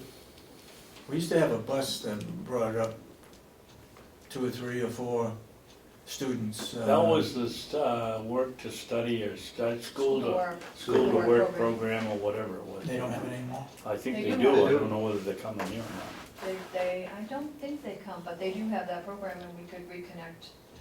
Matthew Tatro runs that program. You know, So it's had some because- transition. Because I was on the original advisory committee, and how it ended up is they spent more time on the bus getting to places than they did working, so maybe the LNH students or the work-to-study students, nurses are just going over the hill to, one down on Clark Road rather than, Ron has All the way picked up a over. couple of students from there as part of that program. Mhm. I forget the name of the gal who's coordinating it now. It's Matthew Tatro. Isn't it He's running again? the school to work program. Is it a different program than that has a? No, but it's had a transition of leadership last year, school to work. the school to work. Yeah. Okay, you got anything else you wanna bring up? If not, thank you very much for all the information that you provided. We Go away, appreciate that. Howie. No? Go away. I don't need to talk to them, but I wanna talk to you. Do we have to register on Thursday night if anybody goes to that, or? I better look at the invitation. I'll let you know today. I don't think you would, but I'll let you know. Thanks. She could pick up a squad car on the way up there. Drive one of the jail cars. Drive one of the jail cars. I get mine. Thanks. Come for a piece of pie. Thank you. Thank you. Howie, what I just wanted to know, is in that discussion with the subcommittee, there were variances on, I guess I didn't bring it, well, maybe I did, no, I didn't. But there were variances on the cafeteria revenue and a couple of others. The report we got from Paula had one figure, and the report we got from For the 21st. Kathy Gary had another. Wednesday. Did you resolve that? Well, the significant differences in revenue between the business office and Mountain Views has to do with, we've included in our reports provision for pro share and for MQuick. Oh, wait a minute, let's let them listen to that. Yes, I'm sorry, The this question- was really critical stuff, but Yeah. I'm sorry. So, our The fund- question was, when we were handed sheets at the subcommittee meeting, and were you there, or was I the only one? I was the only You were one. the only one there, yeah. And there was a difference, I can't remember pro share, and I can't remember Medicaid, but I distinctly remember there was a $5,000 difference in the revenue reported by you people and what was on that sheet. Yours was $5,000 less. I'm gonna find out why the discrepancy, and there was a couple others, maybe one was pro share, but the one I specifically remember was the cafeteria. Did you find out why there's a difference when they? Well, the difference with the cafeteria, Rob has two primary sources of revenue, the cafe and also House of Corrections. With the cafe, Wait a minute, what's the difference now? Because of the inmates? Jail? we bill the House of Okay, Corrections. all right, okay. And now what Paula is doing, because we're essentially, she's booking it not for accounting purposes, but for financial reporting purposes. She's booking right when she does it, what she's sending over to here. So there's opportunities where the cafe, dining services, could actually be higher than what Kathy has because of timing issues. You said just the opposite. You No, said they were less. well, theirs was less, I believe, than what Kathy Gary was reporting on her form. Wait a minute. Which It was 93, it was either 93,000 or 87,000, I can't remember, or 8,700, I guess. Which is strange, but it should be just the Yeah. opposite. Because when we're depositing cash, there can be a time lag between when we give it to the business office Yep. and they deposit it. Or the House of Correction is the other one. So we have cash from the cafe and we have the House of Corrections. Those are the only two sources of So revenue. how do we do this thing so that we don't go over there for 2 hours arguing about being off a difference of $5,000? Yeah. Can't we come up with a system where what comes over here is the same as what goes on the sheet? But it may be delayed, like he says, they may brought it in, but it didn't get over here to get on the sheet that And they they may not get received. on the sheet over here right away either. But I think we're getting a lot closer, because, you know, I don't think it was the expectation of the business office here to generate, you know, monthly working statements. It clearly is now, it's clearly the I right bet thing. if we had the underground connection, it could have been done electronically. They didn't approve it. No. I wish I had those sheets there downstairs. There were several examples in there where the numbers were different. But there are two things that the business office will never do, nor should they be expected to, is we're putting in estimates for ProShare, rather than just having an estimate for July for being $800,000, we're taking what we expect to get in July and spreading it out through each of the months. We're doing the same with MQuick, which is For 4 what- times a For year. what reason are you doing that? Just so it doesn't distort it. Now, granted, it's for operational use, it's for what you guys want. It's oftentimes what you would do with depreciation for non-cash items, is to essentially amortize it over or insurance expense, rather than showing a big insurance expense. And we put it in italics to note it that way, because it's helpful when you're trying to compare month to month, because you don't want July to look wonderful. But here again, these are working documents that should be structured in a way that you want them presented. But we don't represent them to be the audited documents. Yeah, I mean, there's management reporting documents, and then there's accounting entries. And it's very rare that you can take accounting entries and reconcile them to management reporting, because they're for two different purposes. So, again, to be able to say that you can take a report that has been generated by Paula and give it to Kathy Gary and tick and tie each entry it's a fool's game. It's not gonna happen. They're different documents for different purposes, Yeah. so. I had a question. Did you get your question answered? I mean, it's worthwhile to take these documents that were discussed at the subcommittee meeting, and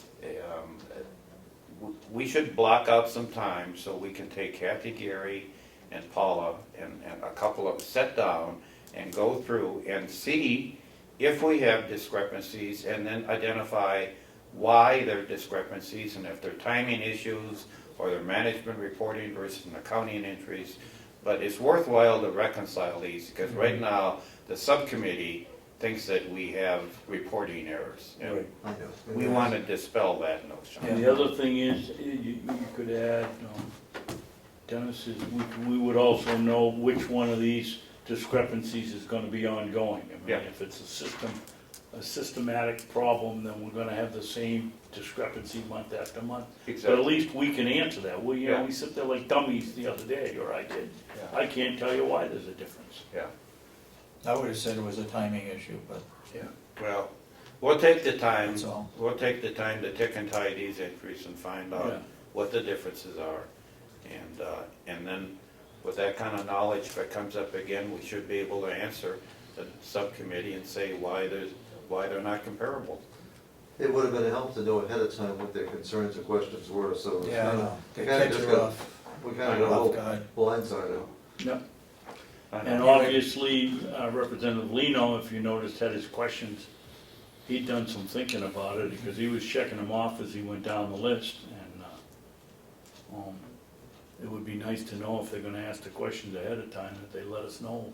Maybe we could even give them some answers. Well, we want, because we really do want people to understand, because what people don't understand, they get suspicious of. Yes, And- exactly. And we want them to know. And we don't want that. We just want to be able to answer the questions. But, and you know, sometimes when they schedule a subcommittee meeting and they tell us when it's going to happen, it'd be helpful if a document or an email would go out to the members, if they could submit their questions beforehand to give us a chance to answer them, so we're not blindsided when they get here. If they've got things they want to discuss, give us 2 or 3 days to prepare the answers. It'd be a lot easier for all of us. But for these guys to sit home and work for a week on questions and then come in and we have no idea what they're going to ask us, obviously we can't answer them. You had wanted to ask a question? I first wanted to apologize because I watched the subcommittee meeting and I made a list of all the things that they were bringing up, and I didn't bring it today, so I failed. But I had a question about revenue. Is the, not the finance manager, but the other employee in the business office, I don't like to use names, is she the one that's responsible for all the data entry? And is that overwhelming for her to be doing both the payables and the receivables? Usually, in previous places where I've worked, one person's been dedicated to payables and the other, and billing, and another person has been dedicated to receiving the funds that have been billed out. That's a typical format. It just That's correct. seems like this, and I get the feeling, that the person that's in charge of the payables and the revenues is overwhelmed with the data entry. No question that Perhaps. she's And overworked. I'm wondering what management can do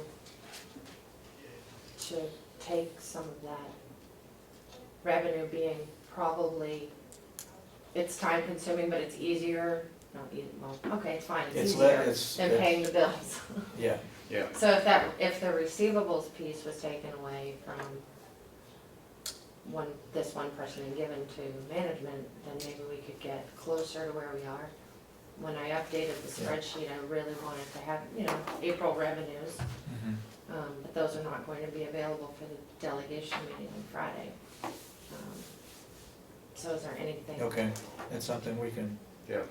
And that Okay. was because the individual doing it was on vacation and then got sick. yeah, And we just don't seem to have any backup for any of these programs.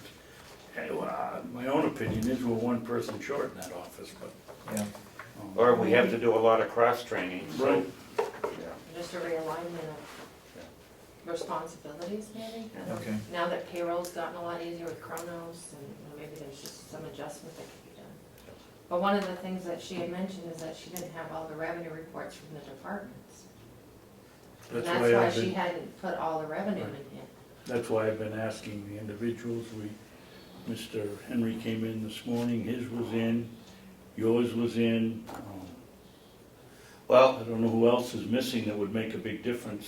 it seems Oh, to me, and Sorry. Lisa's was in, so those are the three biggest right there. I don't know why we can't. but it seems to me that as commissioners, can't we just send out a letter and say by the 10th workday or the 12th workday that we want all revenue estimates or all revenue submitted to the business? Can't we, I mean, right, it seems to me kind of haphazard. We keep, well, is this in, is that in? Can't we give a schedule to the departments and say this document should be in the business office on this particular day, plus or minus a day? Yeah.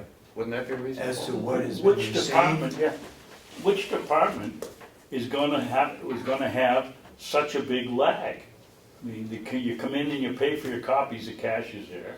You come in and you pay for your, I would think that Howie probably would be the biggest, the one that would have the biggest lag. I mean, I don't understand why we can't count We should revenue be able to on the close out 5th day of the next month, not. fifth or seventh day is. Yeah. Okay, so Yeah, I Just would the think end. that's plenty of time. There's no reason not to, because if you're looking then for the business office to turn around and have your report by mid-month or by the 20th of the month, everything, expenses, payables and receivables need to be submitted, ideally by the 3rd of the month.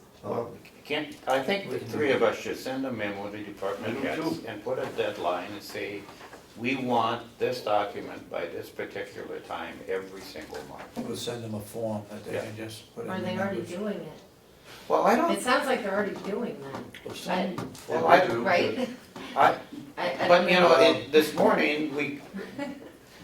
morning, we were walking up here and Jason was in the hall and Dave said to him, do you have your revenue numbers in yet? So it sounds to me like it's not regimented. I mean, if we have to ask, it seems Every to me time. like it's not regimented. And they're not So- used to doing it monthly? Yeah. All are not used to doing I it monthly? still haven't figured out what he was talking about, the telephone, why you would put the total amount of the telephone in May's revenue for the year. In May's, he had to call up and do the math, take 1/12 of that, and why are you doing it anyway? Don't you know what you're gonna get for your telephone in April, Well, by do the we wanna 7th of know May. what you is don't? estimated, or we wanna know the actual Actual dollar amount. received? Actual amount received. Okay. And at the same time, I think we need both, Dave. I think we need the actual and the best estimate. As we get closer to the end of the year, we're gonna have to start Right. estimating to the end of the year. Now, is it reasonable now to ask for a good year-end estimate? Maybe not, but once we get halfway through the Starting year, in August at For first, sure. absolutely we we should. absolutely need it. So, Okay, you know, we've gotta work out, I think, for X number of months, we need actual revenue by such and such a date, and then for the rest of the year, we need actual and estimate by such and such a date from every department. And when you consider, well, you've already said you're going to consider realigning the budget format for next year. That also, what's not on those sheets is the revenue, Yes. because I wanted to ask that question of a couple of department the heads. revenue is gonna, number's gonna change also. Well, right now, for example, the 1, 2, 3, 4, 5, 6, 7, 8. The registry has 8 revenue lines in the business office. It's gonna go into one? So what I asked the registrar was, is there any problem with having just one line in the general county budget, registry income? And she said, no, I'll still keep that exact breakdown in my office for during subcommittee time, but there's no need for it to be all split apart. Does DRA have a number for it, or don't So they? they do have revenue Number. account numbers, yep, I just Okay. didn't do that one yet. All right, But, that might cut down on all this extra data entry. I don't know the whole process, but the more you eliminate, And the more we summarize it, the easier it is to manage. and then it's up to the department heads to provide all the detail to the Right. subcommittee. Yeah, absolutely. While we're on the subject of that, I sent an email to Melissa. She made the nice colored, I got it here somewhere, the colored sheets of orange was over and Yep, yep. what I asked her, and I hope you guys agree, is that if she can, each month, how would you do it, Melissa? Just change color? So what we wanna do is we wanna have an accumulative, we wanna know each month how many more are coming closer to hitting 100% or going over. And so we gotta do, we ought to have some kind of, that would give us an advanced warning. We have orange now, but orange next month, you won't be able to tell which ones went over this month and which ones approached it last month, this coming month. So yellow is ones that have exceeded 100% of the budget amount. Orange is ones that are between 51% and 100%. Okay, so next month, you're gonna do the same thing and you're gonna make Just it keep them orange. Yeah. You won't know which ones were the ones we were watching from the month before, or which ones are approaching. Maybe the orange ones have now turned yellow Yeah, because you've gone Exactly. over. exactly. I mean, that, Is there a way where we can put a system together that would allow us to know which ones are moving in the wrong direction? I think The orange could be 51% this month, and they could be 70 next month, and the month after that, 80, but we'd never know. okay, Howie, If we're just looking at you're beyond. gonna get some numbers shortly, that we're going Think to about that. combine a number of line items into one number, Which makes sense. and that's what DRA, what she has found out, the DRA is changing to. Melissa shared that with me, and Yeah, it's the just- idea that you have health insurance distributed among the departments is not helpful to you or to us. Yeah. It's the same total. Well, you should know, it doesn't really matter, it isn't really material, whether it's health insurance and housekeeping, or Yeah. you want to be able to compare Right. all of medical insurance. So I think what DRA is recommended just makes sense. So that's what we're gonna be going, looking at in September when your budget comes It'll in. make it a lot easier for all concerned. We'll probably distribute this early in the year, earlier than September, so you have an idea what's gonna be combined and how we're gonna have to restructure the. And we can pull it out of past years, Yeah. for you to do comparisons from year to year. Okay? Melissa, is this from you or do? yeah, you can have that. I Oh, was thank you. Your budget's in there, towards the back. Anything else? That's all that. All right, thank you, Howie. Thank you, commissioners. Thank you, Melissa. Nice to meet you. Thank you very much for coming. see you later. With that, once again, John, thank you for your patience. Know what I say? You too. Are we going back into non-public? Do we have, for, Well, I was gonna have you do your work session and budget review or whatever you had to do first. Okay, doesn't matter whether we go into non-public right away or a work session. Whatever you want. Okay. If you wanna go into non-public, that would be fantastic. Okay, you good. get a reason for non-public? It's on the agenda. Yeah, it's on the agenda. Do you have an agenda? No, it's not on the agenda. Yes, It isn't? the one at 10:15, here you go. Oh, You got a new agenda. Oh, you got that, yeah, I didn't get the new one. I didn't either, Oh, okay? All right. Commissioner Babson recommends, or makes a motion under 91A3, paragraph 2A, the dismissal, promotion, or compensation of any public employee, or the disciplining of such employee, or the investigation of any charges against him unless the employee affected has a right to a meeting, and two, request that the meeting be open, in which case the request shall be granted. That's my motion, that's Commissioner Babson's motion. Second. Second, roll call. Commissioner Miller, Yes. Commissioner Sorensen, Yes. Commissioner Babson. Yes. Okay, we're back in non-public. 30-second break. Yep. Oh, gee. Just stand up, Chris. 30 seconds. Okay, we just had a non-public session. We came out of non-public, we're back in public. The minutes were not sealed. Okay, I've got two things on my list, and then I know Babson's got one thing. If I can go first, Go ahead. I'll let you go first, go ahead. Thank you, sir. I just wanted to talk about the DRA visit. Yep. I was there for the full meeting, and Dave got there for the back end of it. We had 4 members from DRA,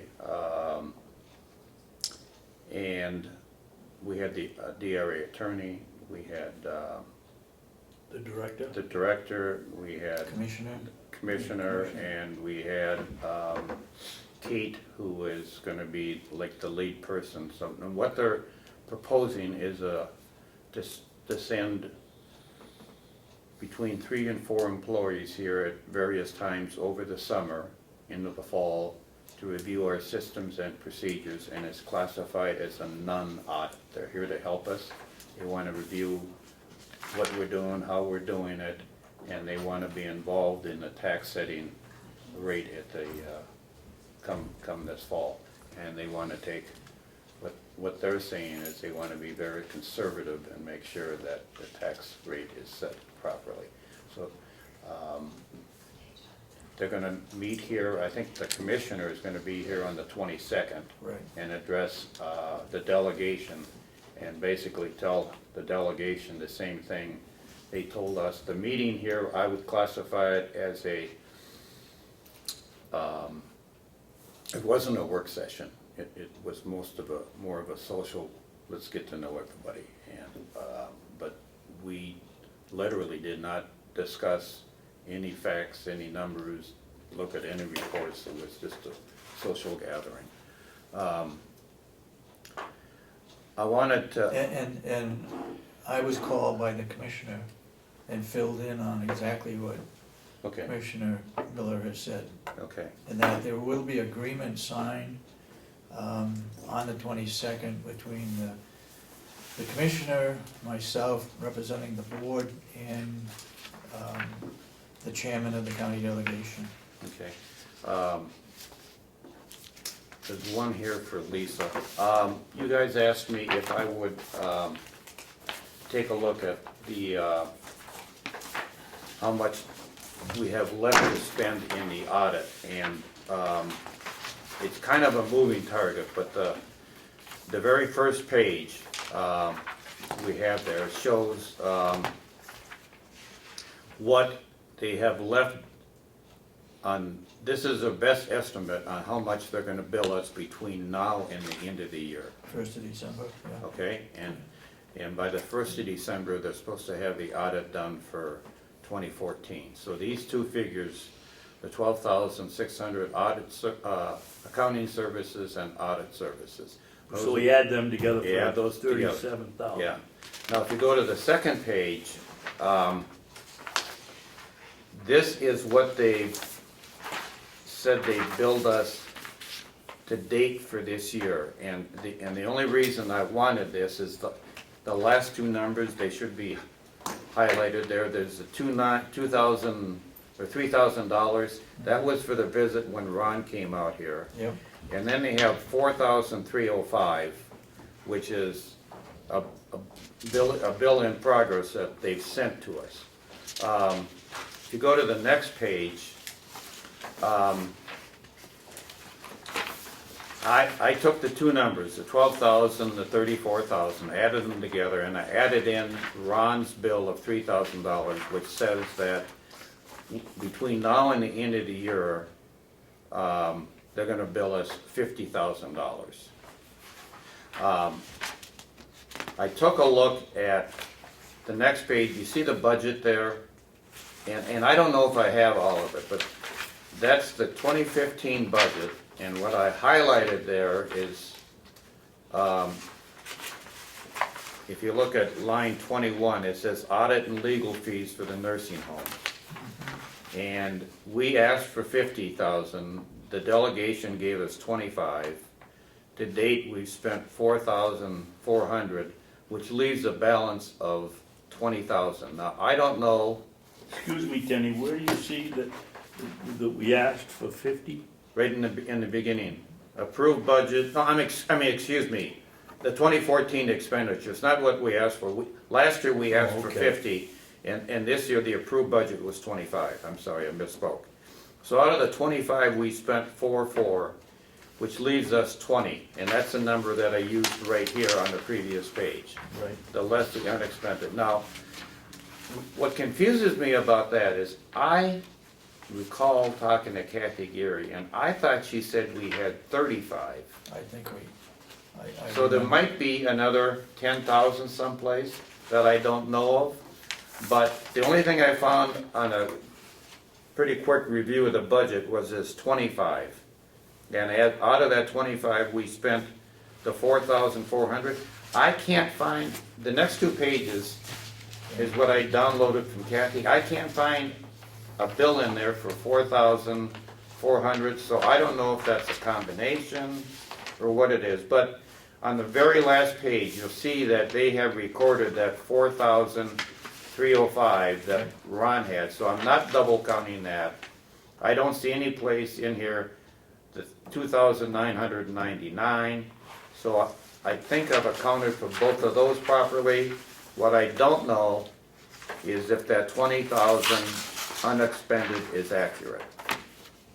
So we have a minimum of $30,000, which you see on page 3. A minimum of 30 left to pay Ron Bulio, unless there's another 10,000 I didn't find someplace. You know, what you're saying is we are gonna be billed for 29,000, Yes. 30,000. Yes.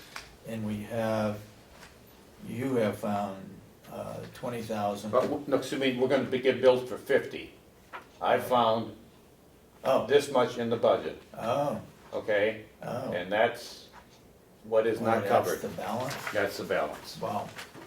You know, I don't understand how this thing has gotten so out of control. Basically, we signed engagement letters for between $15,000 and $16,000 for twice. One for the financial statements and for the audit, right, David?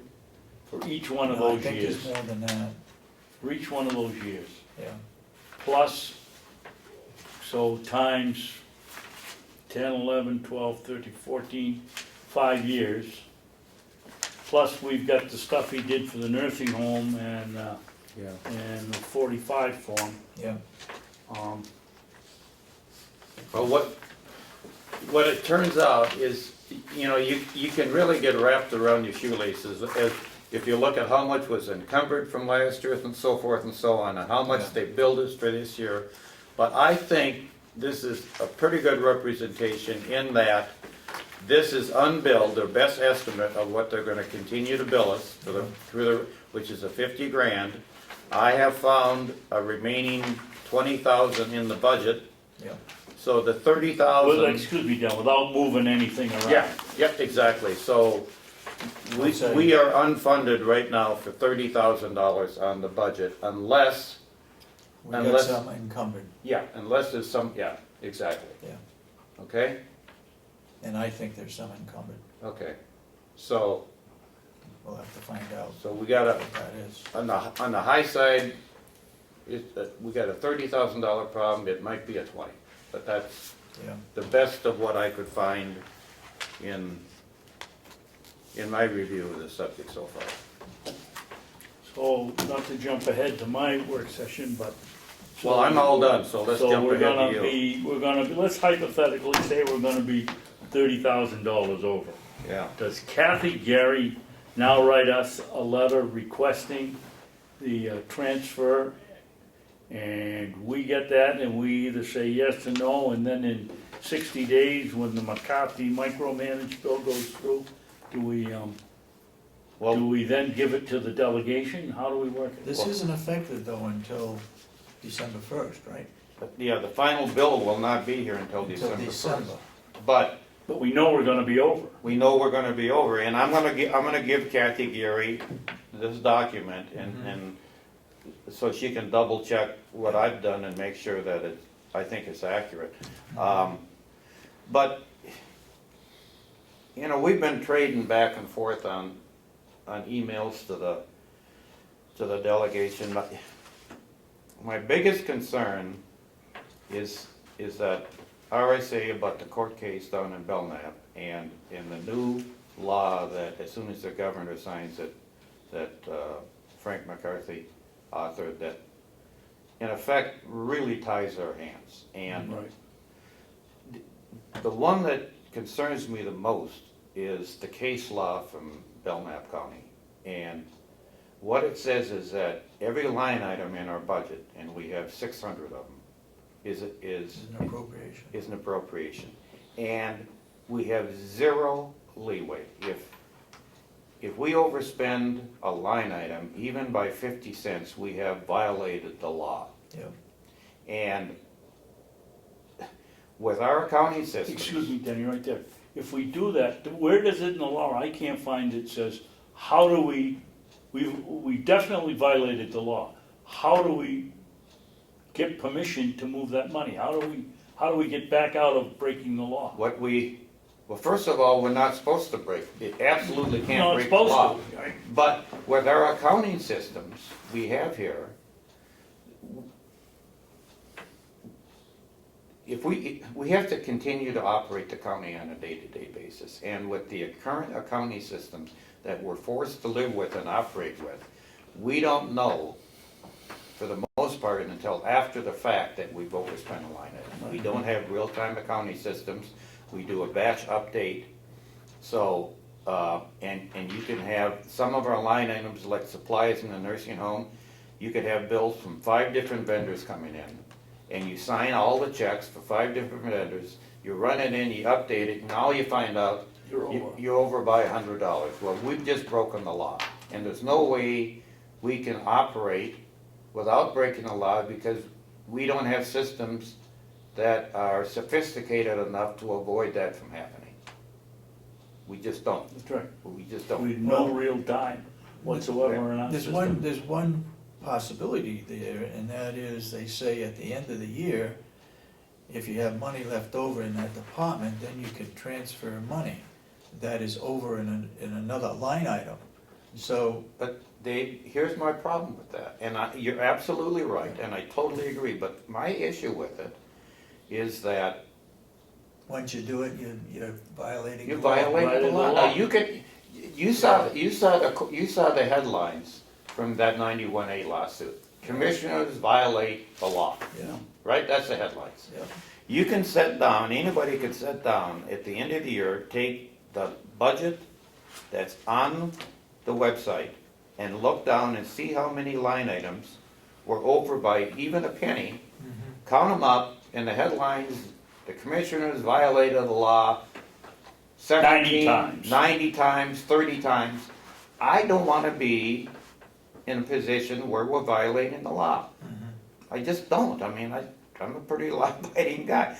We need some kind of letter of agreement from the delegation that they understand the predicament we're in, and somehow when we have to be, they have to hold us harmless from violating the law while we continue to run this county and get our systems updated so we have advanced warning on a real-time system if we're going over budget. But we're in this predicament where, you know, I don't wanna break the law, I I don't wanna don't be either. liable for paying the difference for something nobody knows until it's paid. but here's the issue, is that we are responsible for the safety and security of everybody in that jail and everybody in that nursing home. So we can't just not run the county. And if we continue to run the county to the best of our ability with the systems we have, I will guarantee you $1,000, we're gonna violate the law. Oh, absolutely. Absolutely, without a doubt, we are gonna violate the law.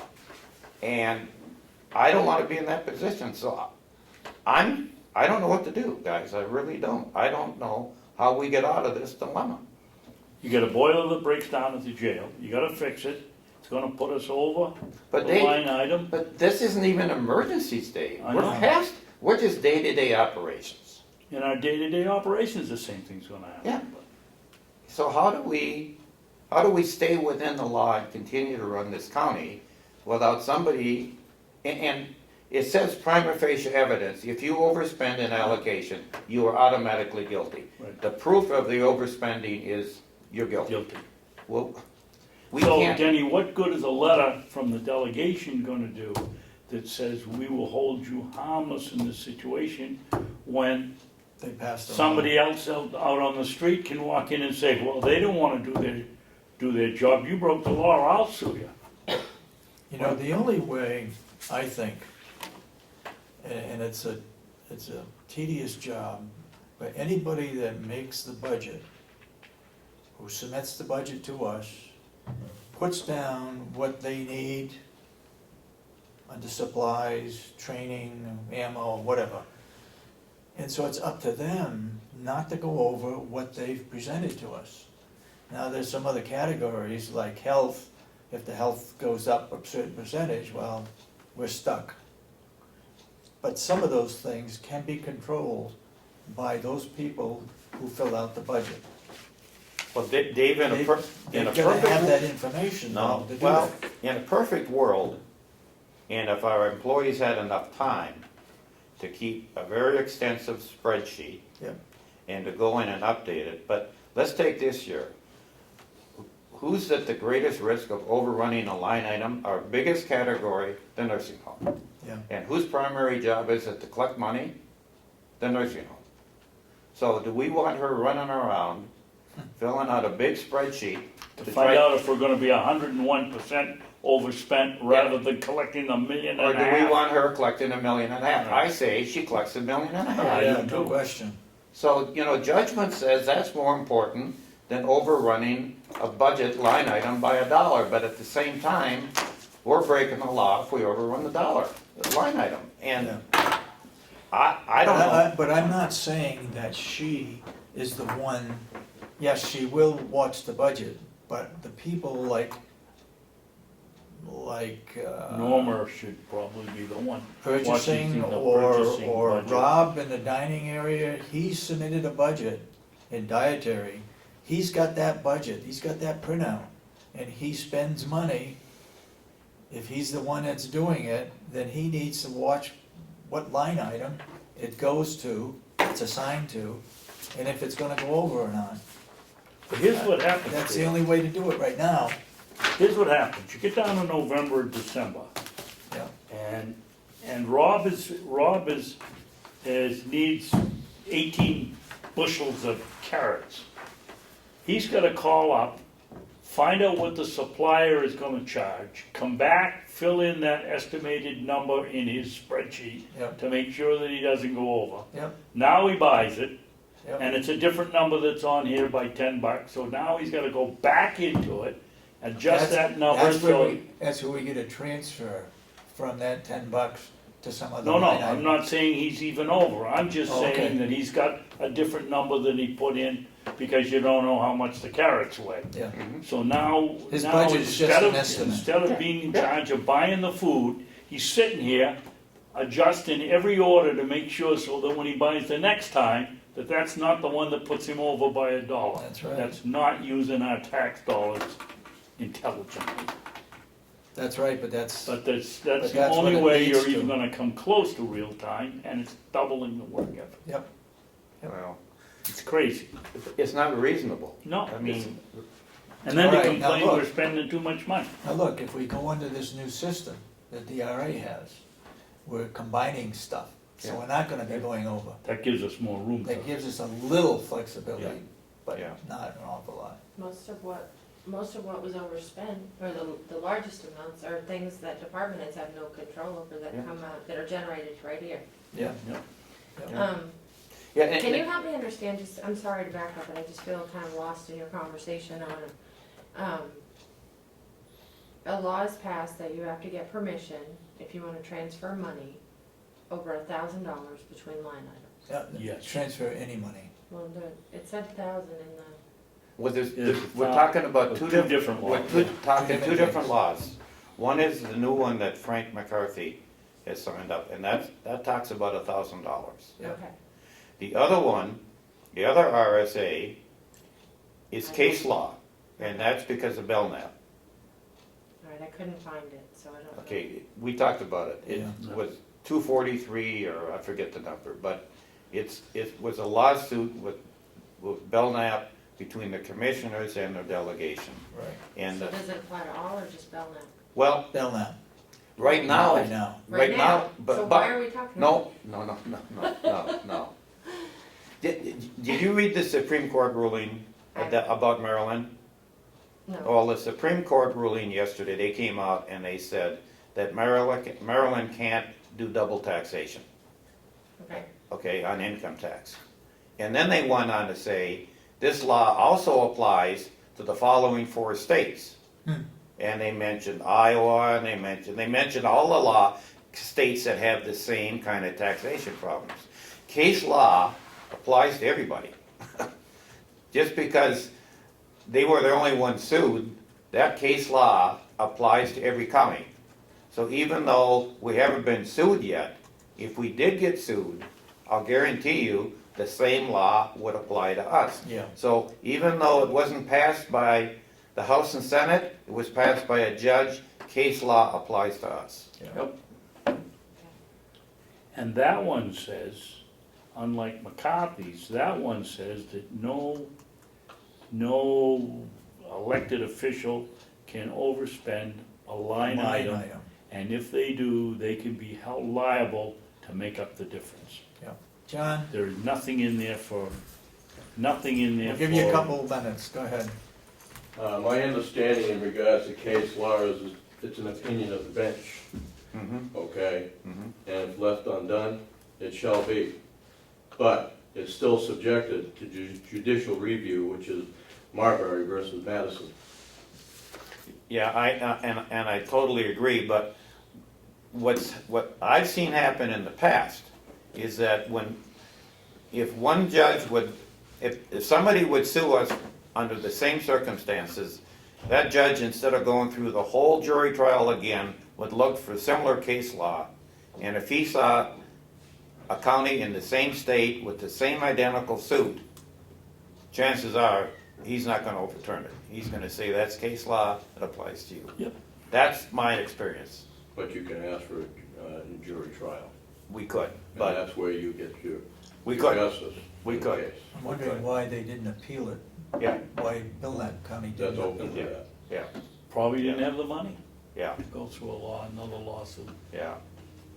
So anyways, Okay, and- Thank you. thank yeah, you, John. and until that gets overturned, We really have to follow that RSA, that's, Yeah. Yeah. we're subject to that. And there's nothing in that law speaks to resolving the problem. No. It just says Yeah, you overspend. yeah. The thing that bothers me a little bit is with McCarthy's bill. He is saying if you overspend by 1,000, well, you shouldn't overspend by a penny. Well, yeah, that, But he's given, he's almost saying that you can spend over up to 1,000, yes. you know? It's Yes, and see, that's why I'm really getting confused, because they're kind of saying, well, we're gonna give you that kind of leeway, Yeah, but that court case doesn't give us that kind of no, leeway. that's right. So I don't, His bill is nothing. If we overspend a penny, we're guilty. yeah, yeah. But he is giving us a Yeah. leeway of He's giving us $1,000. leeway, that's right. Now, maybe that $1,000 is things that come up that's an emergency that needs to be done, but $1,000 isn't much for an emergency. Well, I don't know. What the court was asking in Belknap was that the convention, the delegation was asking that the court ruled that the commissioners must obtain the written authority before transferring funds from one Yeah. line item to another. Mhm. So the court ruled that, That was already a law, but Yeah, the court ruled that each line item is an appropriation. and does before that say you, that?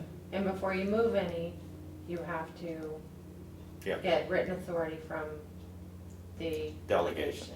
Yeah. Yeah. What else did it do How, beyond that? how does that say that? Because there was a law already there that I said, know. I we know. shall, if, something to the effect, if the delegation requests that we do this, Then you inform them have of the to. transfer, they can do it either way. They can just leave it, or they can say to the commissioners, you need to tell us. That was the way the law was written before. I don't know, is this a shall, or may, or will? Yeah, I have to find Oh, the you don't have actual it? court case. Okay. I was just reading an article about it, but, Okay. I I read, just don't know what's different than was before, because in my opinion, before, it was, you get your monthly report, you see that you're overspent on some lines, you Yeah. have a plan to cover those expenses. On Friday, you go to the delegation and say, we'd like you to allow us to transfer X to Y. Yeah, Do we have your permission? Please put that in writing. Or here, we put it on a piece of paper already, can you just sign it and vote?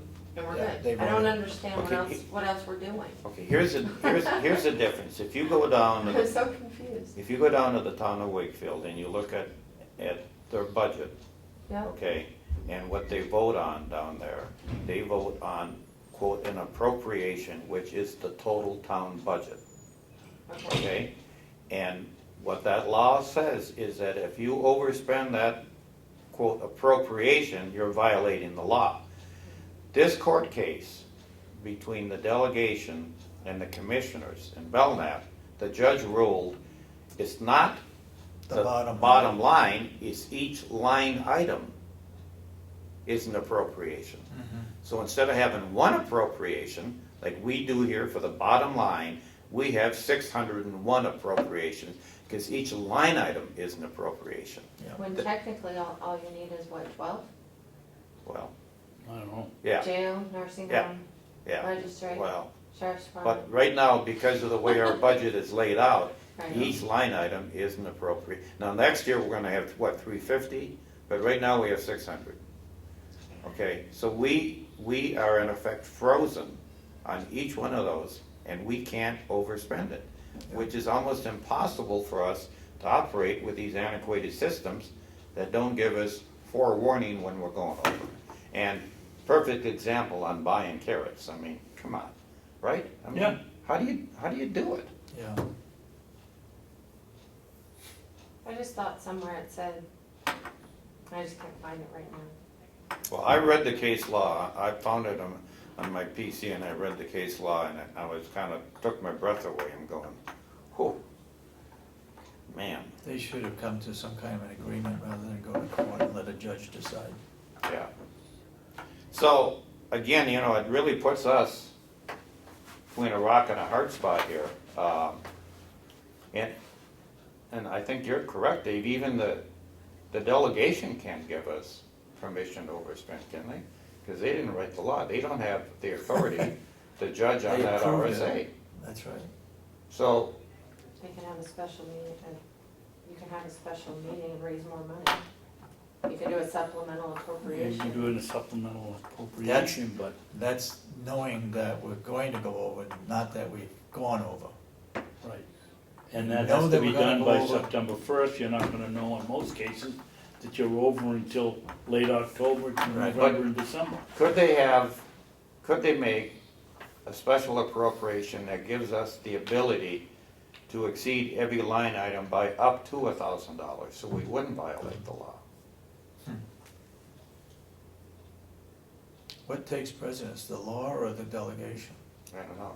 But if they said you can No, they exceed did every come- line item by up to 1,000, and they voted on it, then we wouldn't violate the law, and then we'd come under Frank's Right. law, which we can manage. Yeah.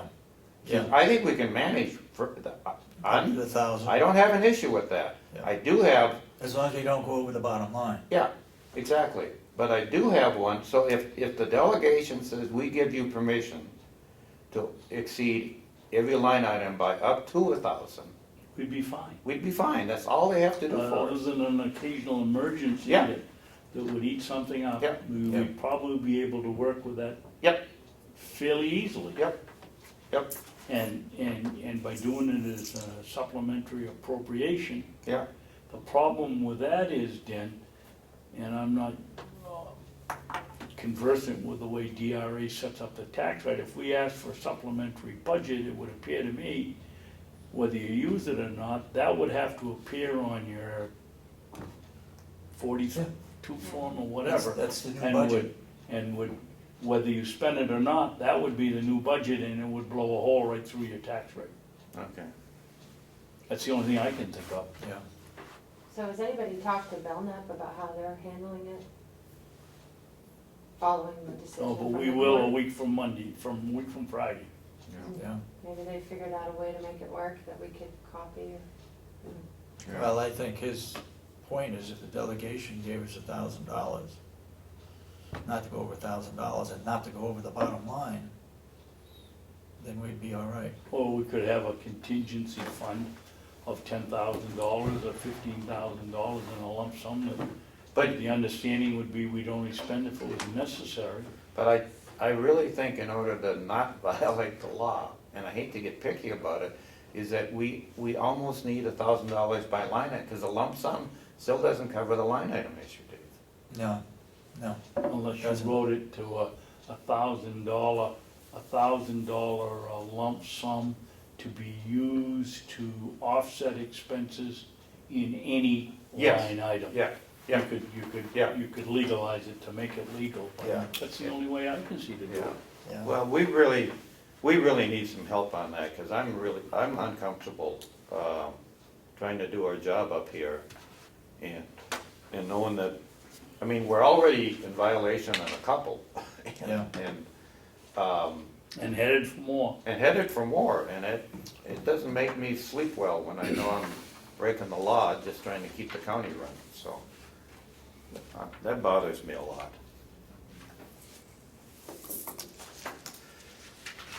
Did Okay. you have anything to add to that, Dave?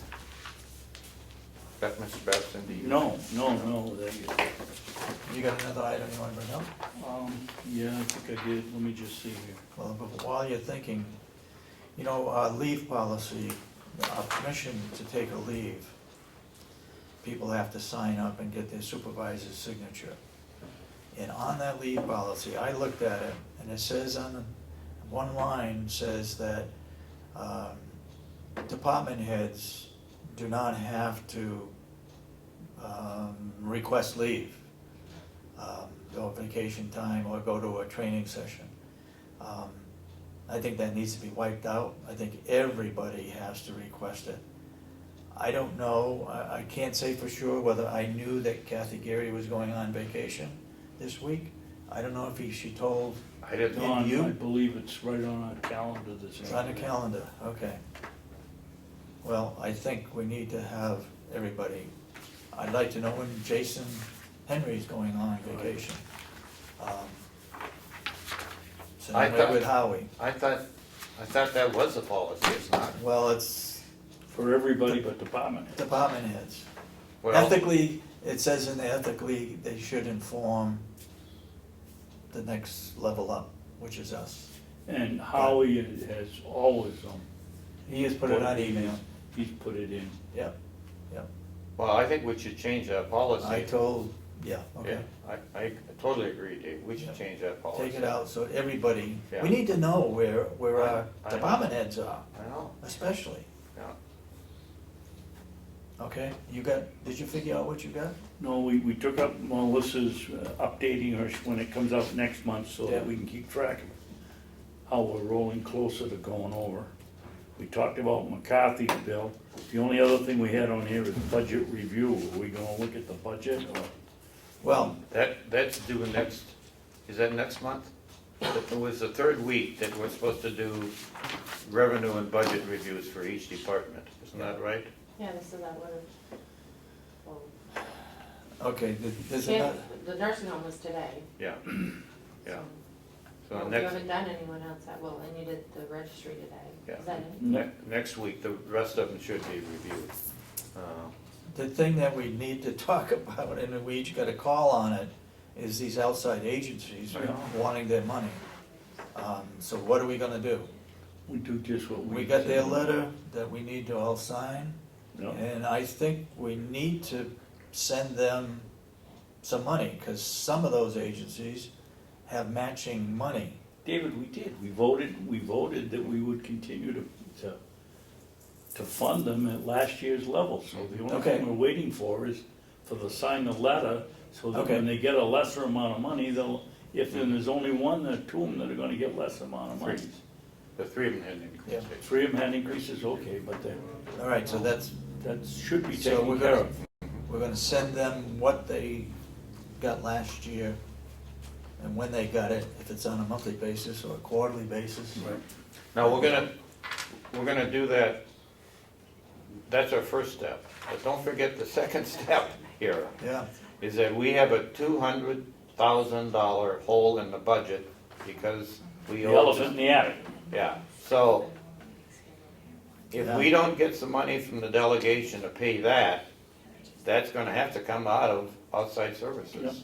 And the we only said in the place- letter, we hope Yeah. that this was, Yeah. but it may not be the final one. Yeah. yeah, okay. Then we'll approve and send them their Yeah. check that they equal the amount of what they received. I would have thought we would have heard from HH&S by this time, but on that $200,000. Take a little while ago. Don't forget, that's a state agency, right? Well, look how long it takes them to pay their bills. You Yeah. think they're gonna be any quicker responding to a Yeah. shortfall? Well, they're gonna get, if they're gonna charge us interest, they're making they're making money for. Where did that come from? I had never heard that. No, George told us. Yeah, George. it wasn't, it was a woman, I forget her name, but she said she thinks that they're gonna charge us 1% a month, Yep, so. maybe they. It was a she little, said the there was the experience. commissioner, the older lady Yeah. that wears the hat. You always gotta Oh, have Carol. Carol, Carol. Holden. it, yeah. Well, she's been there long enough, so she probably knows. And she said they'd either probably charge us 10 or 12%, and/or withhold funds from other accounts if they owe us money. Okay, now, I'm gonna miss the meeting on the 22nd. Is this enough information for you guys to Yeah. address the delegation when they ask about our audit? It looks to me, worst case is 30, and it might get better than that. Is that, do you have everything? We'll find out, well. What do you Kathy's not think gonna- You're not about gonna be here. sending- That's why I'm saying, Dave, I think this is the only thing we're gonna have to go with, and Yeah. I think we're gonna say, it looks like the worst case is 30, but it might be 20, Yeah, but yeah, it could be 30, yep. okay? And that's due by December 1st. Yes. Yeah, the final payment is due by December 1st. Right. Would Okay. there be any harm to sending this to Umberger to send out to the delegation members? Well, I think we could, you can send this if you want, but there's an awful lot of information in there, but you could send this one, which is just a summary page. Yeah, Okay, why don't we ask Cheryl to do that, to Okay. send that to. Okay. And again, You got this one.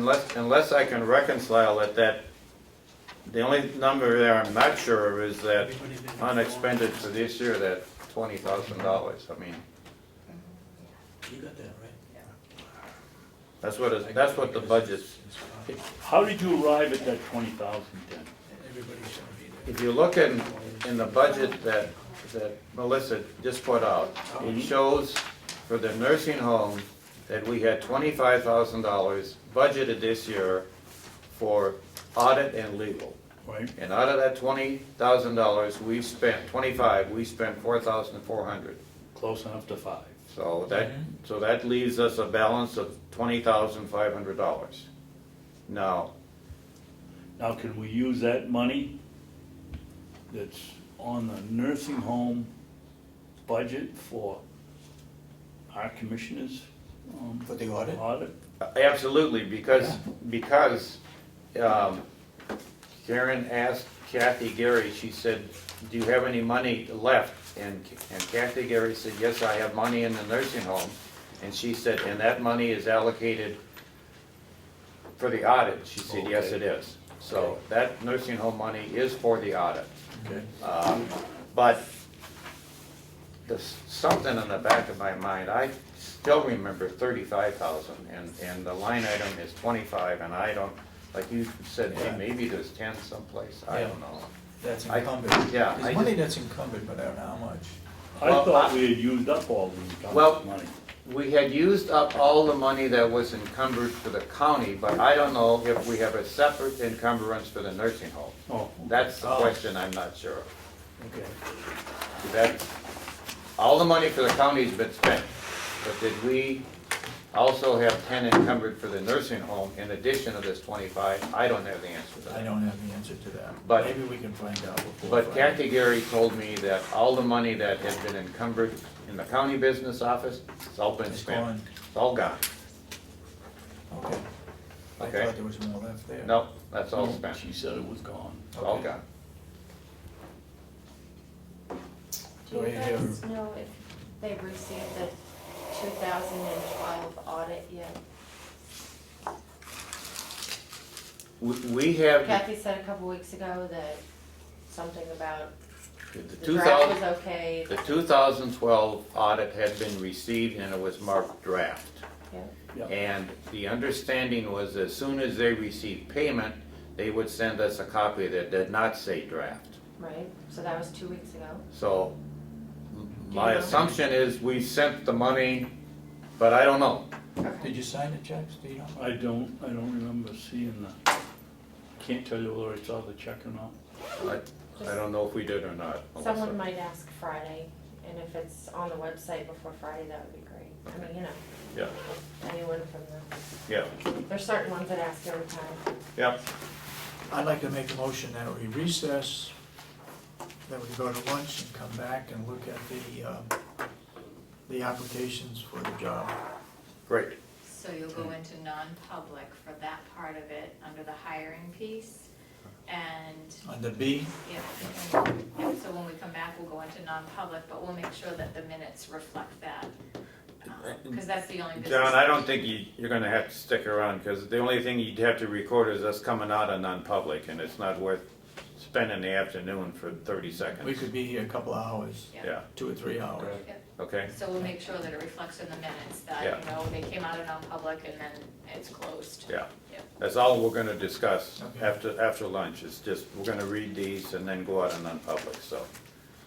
No sense in you cooling your heels around here waiting for that. And we actually have a open enrollment meeting in this room. There's open enrollment in this room, so we can go across to your new office Okay. and do it in there, because that will be very conducive to looking at those.